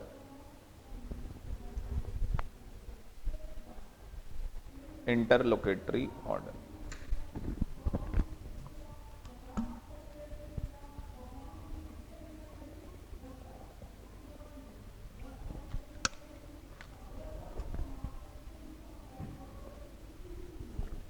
थोड़ा जल्दी जल्दी सुनना भाई, हमारा तो वैभव 1:30 बजे वाला है इस क्लास का, ठीक है, कोई नहीं, आराम से आगे, कोई दिक्कत। लंच लंच किया है?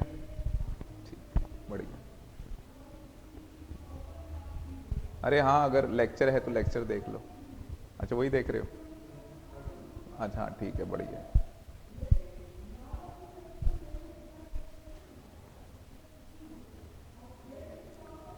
तो ये क्या हुआ है एप्लीकेशन के अंदर, आपने सूट फाइल किया था, आपने सूट फाइल किया था, समझ गए? वो सूट फाइल किया था, अब बार बार प्लेंट नहीं बोला करूंगा। आपने सूट फाइल किया था बी के अगेंस्ट, तो आप क्या बन गए थे? प्लेंटिफ। वो क्या बन गया था? डिफेंडेंट।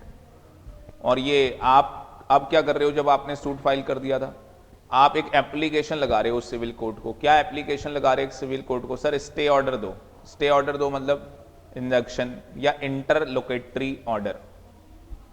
तो इंटरलोकेटरी का मतलब क्या है कि सर मीन वाइल केस अभी चल ही रहा है, सर इस चीज के अंदर क्या कर दो? स्टे लगवा दो सर।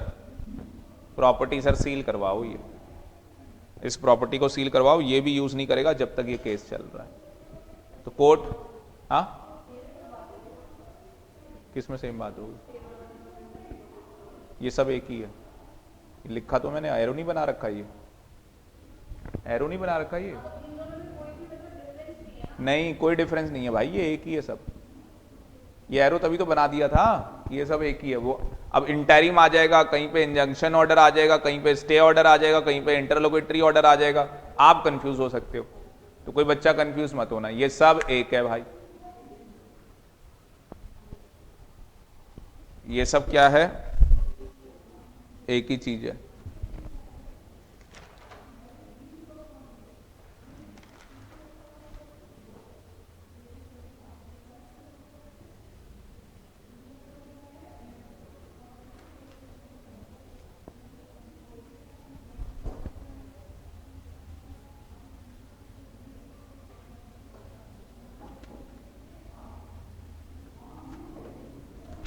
आईपीसी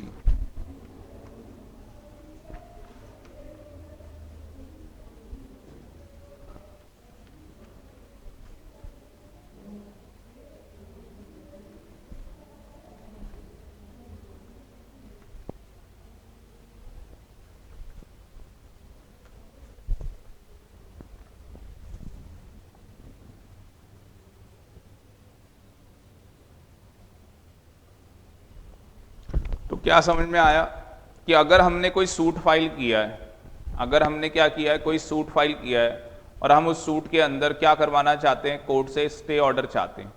तो स्टे ऑर्डर का मतलब किसी चीज को स्टॉप करवाना चाहते हैं, किसी चीज को रोकना चाहते हैं। हाँ, इमीडिएट हो जाएगा, मतलब जब कोर्ट ने बोल दिया तो हो गया, मतलब ठीक है ना। तो यहां पे उसी को इंटरिम ऑर्डर बोलेंगे, उसी को इंजंक्शन बोलेंगे, उसी को इंटरलोकेटरी ऑर्डर बोलेंगे। तो इस अगर आप ऐसा कुछ करवाना चाहते हो तो उसके लिए क्या फाइल करोगे? सूट। उसके लिए क्या फाइल करोगे? एप्लीकेशन। उसके लिए क्या फाइल करोगे? एप्लीकेशन लगानी पड़ती है उसके लिए। थर्ड केस में आ जाओ। थर्ड केस किसका लिखना है?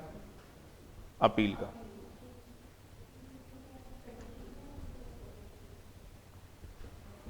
तो लिखो जी, अपील।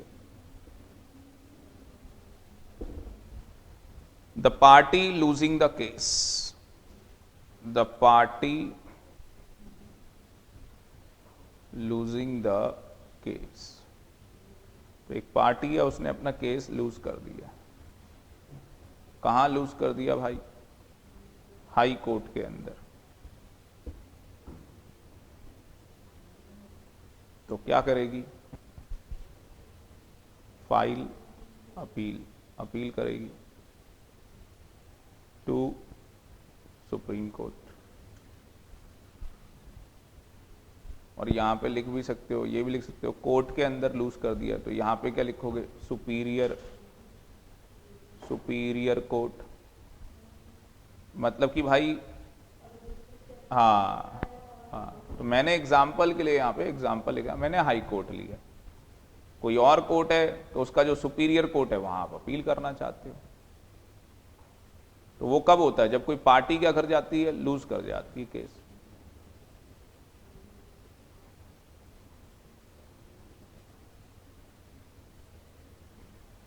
ठीक, अब आपको कि सर इतनी मणधड़न कहानियां आपने लिखवाई क्यों, ये हटा दूं जल्दी से?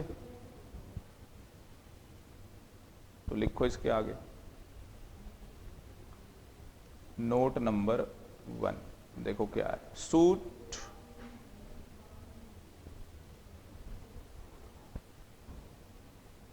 मैं सूट क्यों लिख दिया, सूट नहीं लिखना। Court has no power, court has no power to grant extension of time on expiry of limitation period। तो क्या कह रहा है? Court has no power, court के पास कोई पावर नहीं है to grant extension of time on expiry of limitation period. अगर लिमिटेशन पीरियड एक्सपायर हो गया है तो कोर्ट के पास कोई पावर नहीं है। However comma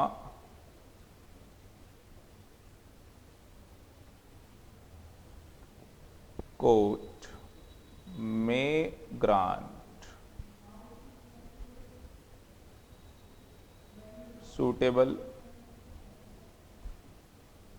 suitable extension of time period on showing sufficient cause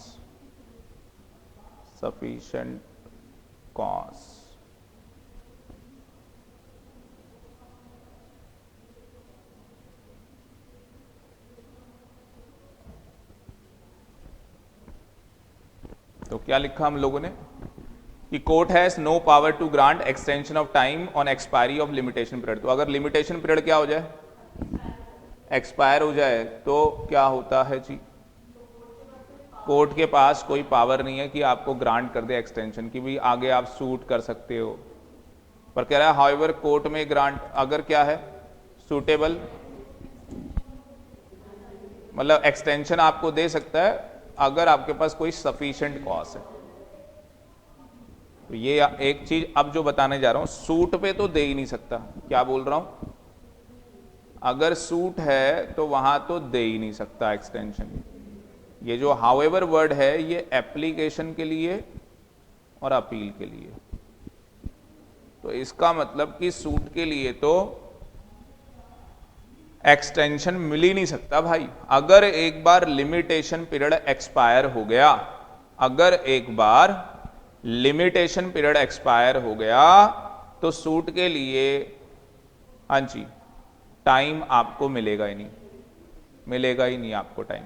पर अगर एप्लीकेशन लगानी है, अपील लगानी है, लिमिटेशन पीरियड चला गया है, तो भी आप क्या कर सकते हो, सफिशिएंट कॉस्ट शो करोगे तो आपको एक्सटेंशन मिल जाएगा। ये सूटेबल एक्सटेंशन जो मिलेगा, सूटेबल एक्सटेंशन, वो कितने टाइम का मिलेगा? तो depending upon case to case basis, लिख लेना, depending upon case to case basis. वो केस टू केस बेसिस है, केस के अकॉर्डिंग है, ठीक है ना। लॉ में कोई टाइम पीरियड नहीं बता रखा है। कोर्ट देखेगा जो कोर्ट को सही लगेगा, जो कोर्ट की डिस्क्रिप्शन होगी उसके अकॉर्डिंग आपको मिल जाएगा, जो कोर्ट की डिस्क्रिप्शन होगी उसके अकॉर्डिंग आपको मिल जाएगा।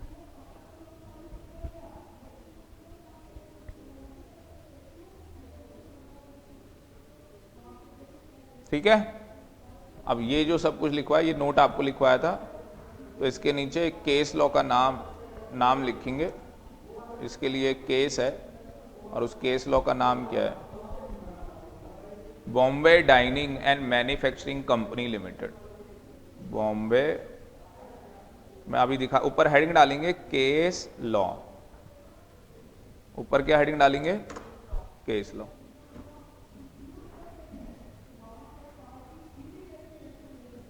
ये सब मैं नहीं कह रहा, आपकी बुक में ये रहा case low, Bombay dining and manufacturing company limited versus state of Bombay, supreme court में ये डिसाइड हुआ। कहाँ? सुप्रीम कोर्ट के अंदर ये डिसाइड हुआ। देखो इस पैरा में पूरा बताया गया क्या डिसाइड हुआ। देखो क्या डिसाइड हुआ, देखो मुस्कान क्या डिसाइड हुआ, देखो सारे बच्चे देखो क्या कह रहा है, limitation period bars the remedy in a court, है ना। लिमिटेशन पीरियड ने क्या कर दिया, बार कर दिया। किसको बार कर दिया? रेमेडी इन अ कोर्ट, कि भैया आपको रेमेडी नहीं मिलेगी। तो लॉ ऑफ लिमिटेशन बार कर रहा है कि आपको रेमेडी नहीं मिलेगी। कब? ओनली, कब रेमेडी नहीं मिलेगी? Only when period of limitation expire. अगर पीरियड ऑफ लिमिटेशन एक्सपायर हो जाए फिर आपको कोर्ट के अंदर रेमेडी नहीं मिलेगी। But does not extinguish the right, आपका राइट नहीं छीन रहे। वो लोन का पैसा जो देना था सामने वाली पार्टी ने, उसके लिए आपको 3 साल में क्या करना था, सूट फाइल करना था। आपने वो सूट फाइल नहीं किया, तो क्या बोला कि जो कोर्ट है वो आपको रेमेडी नहीं देगा। कोर्ट आपको अब रेमेडी नहीं देगा। बट आपका जो राइट है वो 10 लाख रुपए लेने का, वो खत्म नहीं हुआ है आज भी। वो राइट तो अभी भी, अब आपको सर उस राइट का करें क्या, जब कोर्ट में केस कर ही नहीं सकते, जब कोर्ट में केस कर ही नहीं सकते। तो सुनो, आजकल रिकवरी एजेंट भी होते हैं, बाउंसर, ठीक है। तो ये इनकी भी एक ऑर्गेनाइजेशन है, ये ऑर्गेनाइजेशन रजिस्टर्ड कराते हैं कि हम लोग रिकवरी एजेंट है, रिकवरी कंपनीज हैं। तो वो 10 लाख आपके रिकवर करा देंगे, जाएंगे उसके पास 4 लोग खड़े हो जाएंगे, हाँ भाई दे रहा हूं, 10 के 12 दूंगा, ठीक है, तुम तो पागल हो।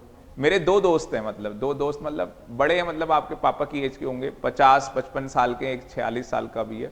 तो रिकवरी एजेंट है, वो यही काम करते हैं। आगे जी बात समझ में। तो कभी आपको हेल्प चाहिए हो तो आप बता देना, मेरा उसमें कोई रोल नहीं है। वो अपना काम करते हैं, मतलब वो कंपनी से रजिस्टर्ड है, वो ऐसे नहीं है कि वो ऐसे ही है, मतलब कंपनी से रजिस्टर्ड लोग हैं वो, ठीक है। तो एक जगह का इंसिडेंट बता रहा हूं। तो एक जगह गए थे, तो कह रहा देख ले मैं अपना सर ही फोड़ दूंगा यहाँ पे। ये क्या बात है? क्लाइंट को कह रहे देख तेरे को मारेंगे बाद में, पहले अपना सर फोड़ लेते हैं। यहाँ की लड़ाई हुई थी, देख इसने हमारा सर फोड़ दिया। हाँ, वो ज्यादा डर जाए, मतलब इनको वही मिर्गी के दौरे पड़ जाते हैं। ऐसे तो लोग हैं। तो इसलिए देखो क्या कह रहा है, 10 if claim is satisfied out of court of law, है ना। Out of court of law समझ गए। अब कोर्ट में तो होना नहीं था, वो out of court of law क्या हो रहा है, सेटिफाई हो रहा है, वो पैसा आपको मिल रहा है after the expiry of limitation period. Not illegal, वो इलीगल नहीं है ना, तरीका सही है भाई।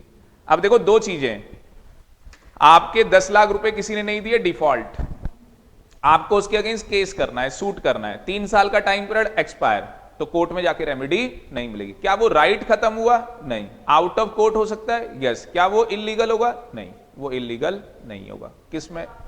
हाँ, तो ये एग्जाम में क्या है, केस स्टडी कुछ भी बना के दे देंगे आपको। केस लॉ का नाम पता होना चाहिए। फिर जो मैंने पूरा नोट लिखवाया, आप देखोगे नोट जो मैंने लिखवाया उसके अंदर मैंने बहुत सारी बातें लिखवा दी आपको। तो ये जो मैंने नोट लिखवाया वहां पे आप लिखोगे, वहां ये फिर नोट लिख के आना है बाद कि court has no power to grant the extension of time of, वो बाद में बताऊंगा अभी ये कैसे लिखना है। पहले मैं इस केस लॉ का चार्ट बनवा देता हूं, फटाफट बनवा देता हूं। मैंने तो पूरे, अच्छा मैं आपका मॉड्यूल दिखा रहा था एक बार। देखो पहली लाइन तो मैंने पढ़ा दी आपको, पढ़ लोगे समझ में आ जाएगा। दूसरी लाइन भी मैंने, दूसरी लाइन पढ़ा देता हूं। हाँ, दूसरी लाइन में अपने नोट से पढ़वाता हूं। ये जो मैंने यहां लिखे हैं देखो, ये मैंने आप ही की बुक इस तरीके से कर दी कि जो लॉ है लिमिटेशन पीरियड इज इनकॉर्पोरेटेड, वो लिमिटेशन एक्ट के अंदर है, प्रिस्क्राइब्ड। अच्छा, ये जो पीरियड बताए गए हैं, ये जो क्या बताए गए हैं, पीरियड बताए गए हैं। तो ये जो पीरियड बताए गए हैं गरिमा, ये शेड्यूल के अंदर बताए गए। जो आपकी बुक में लिखा हुआ है कि वो पीरियड, उस पीरियड का मतलब लिखो शेड्यूल है। और वो शेड्यूल कहां दिए हैं? लिमिटेशन एक्ट में। देखो जहां ये चैप्टर खत्म हो रहा है, देखो वहां पे शेड्यूल दिए होंगे। अब गरिमा गरी सर बस बता दो, ये याद करने नहीं करने। मैं कह रहा हूं ये याद ही नहीं होने 6 पेज। ये 6 पेज तुम्हें याद ही नहीं होने। सिलेबस एक तरफ, 6 पेज एक तरफ। ठीक है। अब अगर इनमें देखोगे तो ये जो शेड्यूल दिए हैं ये 3 पार्ट के अंदर है। ये शेड्यूल कितने पार्ट में? 3 पार्ट के अंदर है। मैं दिखाता हूं आपको ये शेड्यूल। मतलब आप भी कहोगे सर कितनी मेहनत लगती होगी एक चैप्टर को बढ़िया तरीके से कराने के लिए। एक तो ये कि इंग्लिश की हिंदी करवानी है तो कोई मेहनत नहीं है। ये देख लो ये शेड्यूल, और इस शेड्यूल में देखो पार्ट 1, सॉरी डिवीजन है, डिवीजन के अंदर पार्ट है। तो पहले क्या है, पहले क्या है शेड्यूल के अंदर क्या है? डिवीजन। और डिवीजन जो है वो 3 है। कितनी डिवीजन है? 3। मतलब D1, D2, D3। फिर D1 के अंदर क्या है? पार्ट। पहले D1 के अंदर मेरे ख्याल से 10 पार्ट है शायद, कंफर्म नहीं, 5 है नहीं, हाँ पार्ट मैंने बोले थे ना, एक पार्ट, कितने पार्ट देखें, 5, 8, 9, 10, बिल्कुल सही बोला मैंने।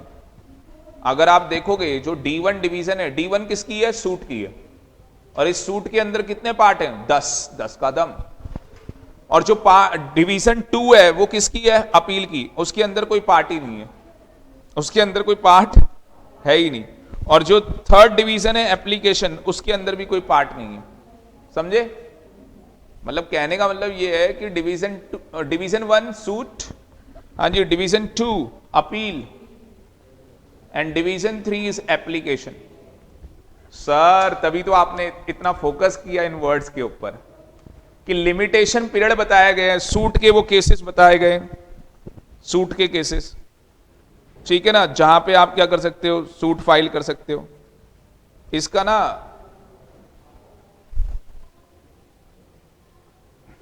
ये देखो क्या लिखा है, प्रिंसिपल और एजेंट नेग्लिजेंस और मिसकंडक्ट करता है अगर कोई, समझ गए? जहां टॉट में पढ़ा था हमने प्रिंसिपल एजेंट का रिलेशन होता है, कुछ उसने नेग्लिजेंस किया, उसके अंदर एक्ट में नहीं बता रखा कितने टाइम पीरियड में करना है भाई, 3 साल।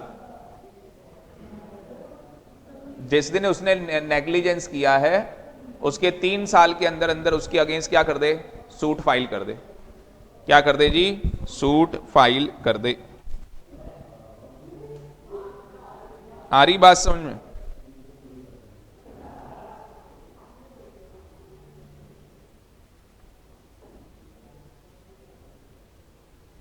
जैसे जितने भी लोग किराए के मकान में रहते हैं, जितने भी लोग कहाँ रहते हैं?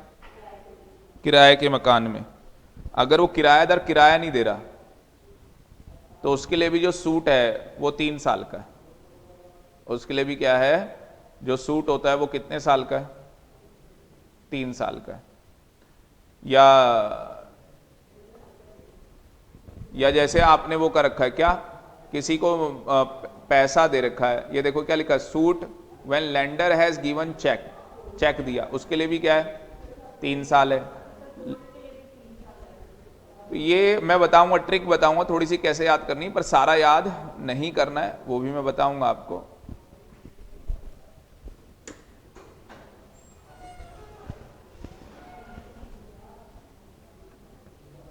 एक 115 है,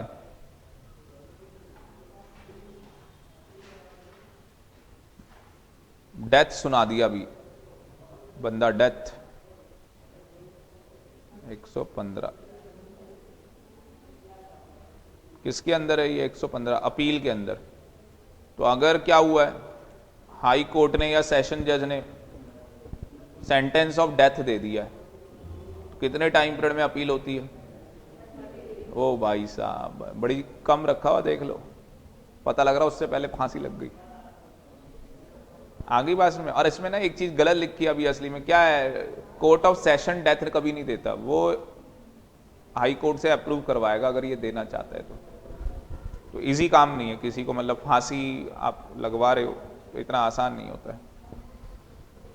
और अब जो दिखाऊंगा उसको पढ़ के हंसना मत। सबसे लास्ट वाला देखो, सबसे लास्ट, ये देखो क्या बोला है? Any other application no period of limitation is provided elsewhere in this division. अगर कहीं कोई डिवीजन में कोई भी टाइम पीरियड नहीं है तो सब उनके लिए टाइम पीरियड क्या है? 3 साल है। एक प्रॉपर्टी का दिखा देता हूं, वो जो बता रहा था आपको, इमूवेबल प्रॉपर्टी।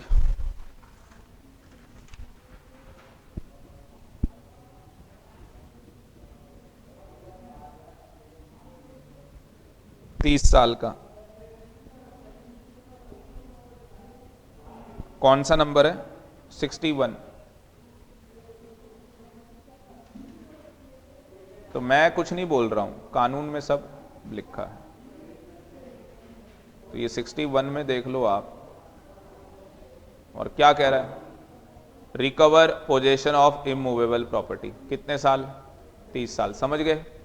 30 साल किसी की प्रॉपर्टी हथिया लो, बैठ जाओ कब्जा करके, फिर देखते हैं कितने 31 ईयर में आजा। किसी से लोन ले लो 3 साल तक, टालते रहो उसको, आजा फिर अब ले ले, कोर्ट में जाएगा जा। फिर मैंने पर तुम्हें रास्ता फिर भी बता दिया, ठीक है ना? आप किसकी हेल्प ले सकते हो? जो ये रिकवरी कंपनी है, इनसे अपना काम करवा सकते हो, इनके रिकवरी एजेंट आपका, पर वो कमीशन हायर चार्ज करते हैं। अब 10 लाख है, बोले 4 लाख हमारे, तो तुम कहोगे भाई तू ले ना, कहां दिक्कत आ रही है? हमें तो 10 मिल ही नहीं रहे थे, 6 तो मिल रहे हैं, तुम 4 लाख कमीशन। बैंक इनसे हेल्प लेते हैं। बैंक की जितनी भी एनपीए होती है, नॉन परफॉर्मिंग एसेट्स, बैंक इन्हीं को फोन करते हैं आप कि भैया हमारे तो बस की रही नहीं, तो तुम हमारा पैसा रिकवर करके दो। कितनी कमीशन? अच्छा जी इतना करोड़, इतनी कमीशन, कोई दिक्कत नहीं।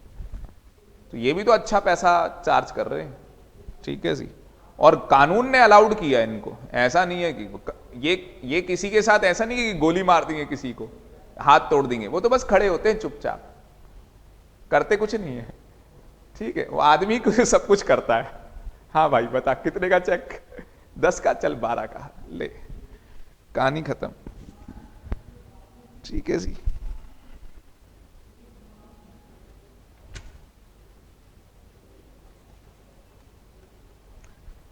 किसी का घर किराए पे ले लो, 12 साल रह जाओ वहां, उसके बाद बोलना प्रॉपर्टी मेरी हो गई। कहां लिखा है? 67 में। देखो कितना बड़ा फायदा हो रहा है पढ़ने का। 67 में लिखा है landlord to recover the possession of tenant. तो इसलिए कानून है। इसलिए आपको पता है, लोगों को पता ही नहीं है, जितने भी ये बैंक्स होते हैं ये लीज पे लेते हैं कि हमारी यहां ब्रांच जो है, ब्रांच हम नई नई ब्रांच खुलती होगी कहीं पे, देखते होंगे तो कई बार आप देखते होंगे 12 साल के बाद वो ब्रांच थोड़ी जगह गायब कर लेती है, या चलो वही है तो उसने फिर रिन्यूअल करवाई होती है लीज। पर कई बार देखा होगा कि हट गई, मेन मार्केट नहीं, कहीं वैसी जगह तो हट गई, वहां से ब्रांच शिफ्ट हो गई यार। पर वो काम होता है, अब वो क्या होता है, एकदम से नहीं होता ना, वो 12 साल में होता है। अब मान लो आज कोई वहां पे लगी, आप देख रहे हो यार इसे तो 20 साल से यही है, वो रिन्यूअल करा ली होगी लीज। तो इसलिए जितने भी ये लैंडलॉर्ड होते हैं जब लीज पे भी देते हैं तो 12 साल से ज्यादा की लीज कोई नहीं देता। बोलो क्यों? तो वो इसलिए भी नहीं देते कि कई लोग, पता लग रहा है कहीं उल्टे हम पे भारी पड़ जाए ये आदमी, क्या जी 12 साल पोजीशन में रख ली, अब तेरी जो लीज है गई भाड़ में, ठीक है ना, चोरी कर लिया, कागज कुछ कर लिया, मतलब बहुत अलग अलग चीजें हैं। हाँ तो वो, और रेंट वाला तो 11 महीने का चक्कर, वो इनको रजिस्ट्रेशन एक्ट में पढ़ा दिया था, 11 महीने का क्या चक्कर है, वरना उसकी रजिस्ट्री करानी पड़ती है अलग से, फिर रजिस्ट्रेशन एक्ट का कंप्लाइंस। तो 11 महीने ट्रेंड बना हुआ है मार्केट में, रेंट के लिए देना है घर, 11 महीने का रेंट एग्रीमेंट। और एक चीज बताओ तुम्हें, हंसी आ जाएगी। अब जैसे हमारा क्या हुआ, हमने 2nd फ्लोर रेंट पे दिया, मतलब पहले भी था, अब दूसरे नए किराएदार आए तो उन्होंने कहा जी हमें गैस का कनेक्शन करना है और रेंट एग्रीमेंट। तो मैंने कहा वो तो बनेगा ही आपका, वो तो पापा मेरे जो फादर हैं वो बाहर गए हुए हैं अभी, तो वही सब ये काम करते हैं, मैं मेरे पास टाइम ही नहीं होता है। तो कह रहे जी रेंट एग्रीमेंट ये सब जो बनाना है ये है वो है। मैं कुछ नहीं करना, मैं नंबर दे रहा हूं, तो हमारा वो पावर एटॉर्नी में वहां पे वो क्या बोलते हैं उसको, क्या बोलते हैं यार, मेरे याद नहीं आ रहा उस जगह को क्या बोलते हैं, जहां से एफिडेविट ये सब बनवाते हैं, हैं? तुम्हें पता होगा क्या बोलते हैं उसको, जगह को क्या बोलते हैं वैसे हम। तो मैंने कहा वो बंदा हमारा वहां बैठता है, नहीं नहीं, तो हमारा वो बंदा वहां अथॉरिटी में बैठता है, उससे जाके बना के आ जाना। कह रहे साइन, मैंने कहा पापा नहीं कोई नहीं मैं ही कर दूंगा।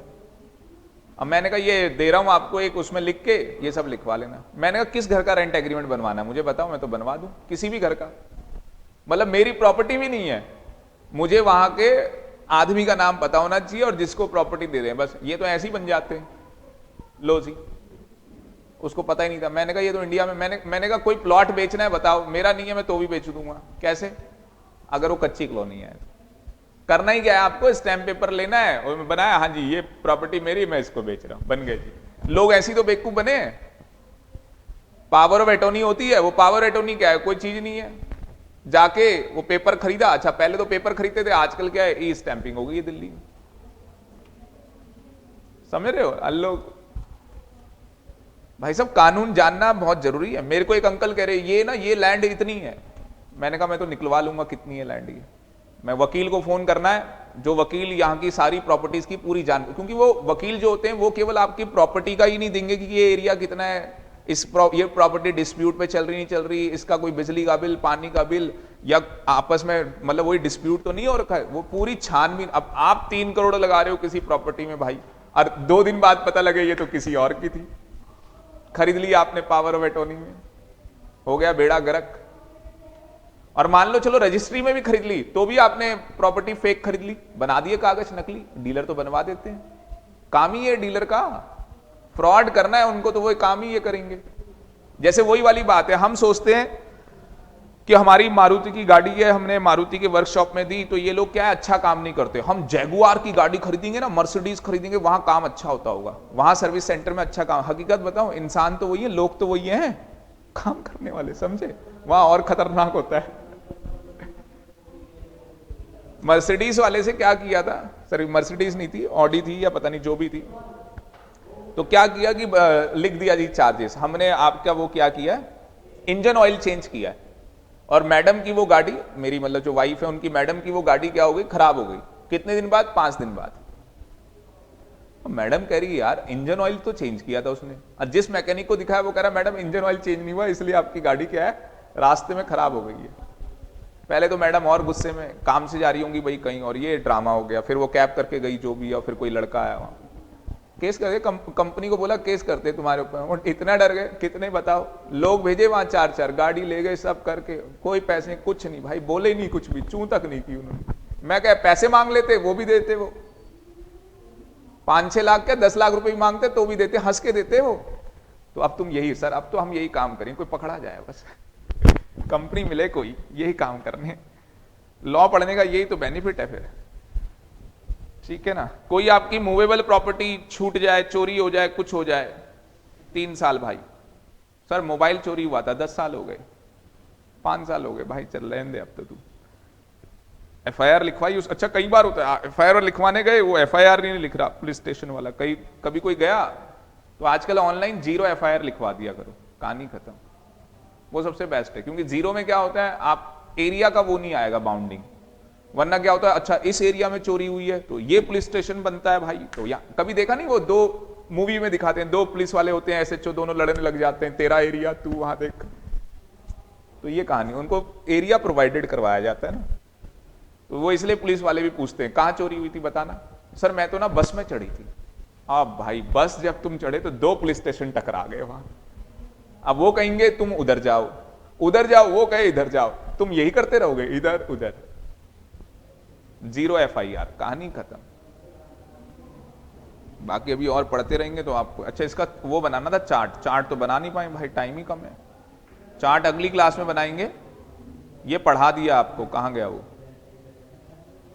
अच्छा नोट्स यहां पे, तो ये पढ़ा दिया आपको, देखो फिर वो लिमिटेशन में सूट आ गया, ये आ गया। अच्छा ये एक्ट जो है सारी सिविल प्रोसीडिंग के ऊपर लगता है, ऑल है ना, सारी सिविल प्रोसीडिंग्स के ऊपर ये एक्ट क्या है एप्लीकेबल है, पर यहां पे लिखा हुआ है, क्या बोला हुआ है, सम स्पेशल क्रिमिनल प्रोसीडिंग, इसका मतलब क्रिमिनल के ऊपर लगेगा, पर वो कौन सी होंगी, जो स्पेशल होंगी, वो स्पेशल बता रखी होगी कि इनके ऊपर लग सकता है लिमिटेशन पीरियड, अदरवाइज नहीं। तो इन जनरल किसके ऊपर लगता है, सिविल प्रोसीडिंग्स के ऊपर। क्रिमिनल के ऊपर लगता है सर, नहीं लगता, लग सकता है सर, जो स्पेशल होंगी, जो बता रखी होंगी। बाकी ये बता दिया था मैंने आपको, ये लाइन काट दो, ये गलत लिखा है यहां पे, अच्छा आप कैसे काटोगे, अच्छा ये जे&के वाला भी काट देना, अभी भी जे&के प्रिंट है पता है इंस्टीट्यूट के मॉड्यूल में, है ना, जबकि अब तो हटा देना चाहिए, समझ गए क्या, चलो बाद में बोलेंगे, ऐसी ऑन कैमरा ये बातें नहीं करते हैं। और ये देखो केस लॉ मैंने कैसे ड्राफ्ट कर दिया, the law limitation bar the remedy court of law only when period of limitation is expire but does not extinguish the right, है ना, it can not be enforce by judicial proceeding in Bombay, इस case में बोल दिया। But वही है, आप out of court क्या कर सकते हो, सेटल कर सकते हो। उसके बाद भी मैंने कुछ लाइन लिख दी। उसके बाद जो मैंने लाइन लिखी है, similarly even if defence of limitation is not set by the other party the court can not accept any suit appeal, और ये बियॉन्ड द लिमिटेशन। और जो मैंने आगे की वो कहानी बताई थी कि ये सब बातें लिखी हैं, वो सेक्शन 3 के अंदर वो बातें लिखी हैं जो मैंने आपको आगे बता दी थी कि वो एक्सेप्शन है जो मैंने आपको बताया कि अपील और वो उसमें एक्सटेंशन मिल सकती है अपील और एप्लीकेशन के अंदर, पर सूट में नहीं मिलती है। इसलिए मेरे को बताना जरूरी था कि अपील क्या है, एप्लीकेशन क्या है, सूट क्या है, वो बताना जरूरी था आपको। और ये जो मैंने ये लाइन लिखी सिमिलरली से, इस लाइन का ये मतलब है बच्चों कि अगर डिफेंडेंट कह दे कि सर कोई बात नहीं, लिमिटेशन पीरियड एक्सपायर हो गया है, तो भी आप केस ले लो ना, मैं कह रहा हूं, क्योंकि जीतूंगा तो मैं, ये जीतेगा नहीं, गलत ये। और कोर्ट की डिक्री आ जाएगी तो भाई मेरे फेवर में एक बार आ गई तो फिर तो ये भी मना नहीं कर सकता। जरूरी हो ना हमेशा प्लेंटिव भी सही होता है कि जो केस फाइल करता है, डिफेंडेंट भी सही। तो अगर डिफेंडेंट भी बोल दे कि नहीं सर कोई बात नहीं, लिमिटेशन पीरियड एक्सपायर हो गया, आप ले लो, एक्सेप्ट कर लो, ना भाई, नहीं कर सकते तो नहीं कर सकते, फिर चाहे डिफेंडेंट हो चाहे कोई हो। ठीक है, तो आज के लिए इतना ही। अभी बस एक पैरा हुआ है, चैप्टर स्टार्ट होना असली में बाकी है अभी असली में। ठीक है, कई बार बच्चे भी बताते हैं सर चैप्टर ही खत्म हो जाता है, पढ़ाया जाता है जब हमें, भाई यहाँ चैप्टर खत्म स्टार्ट करने में ही घंटे लग जाते हैं, पर बेस इतना सॉलिड हो जाएगा गरिमा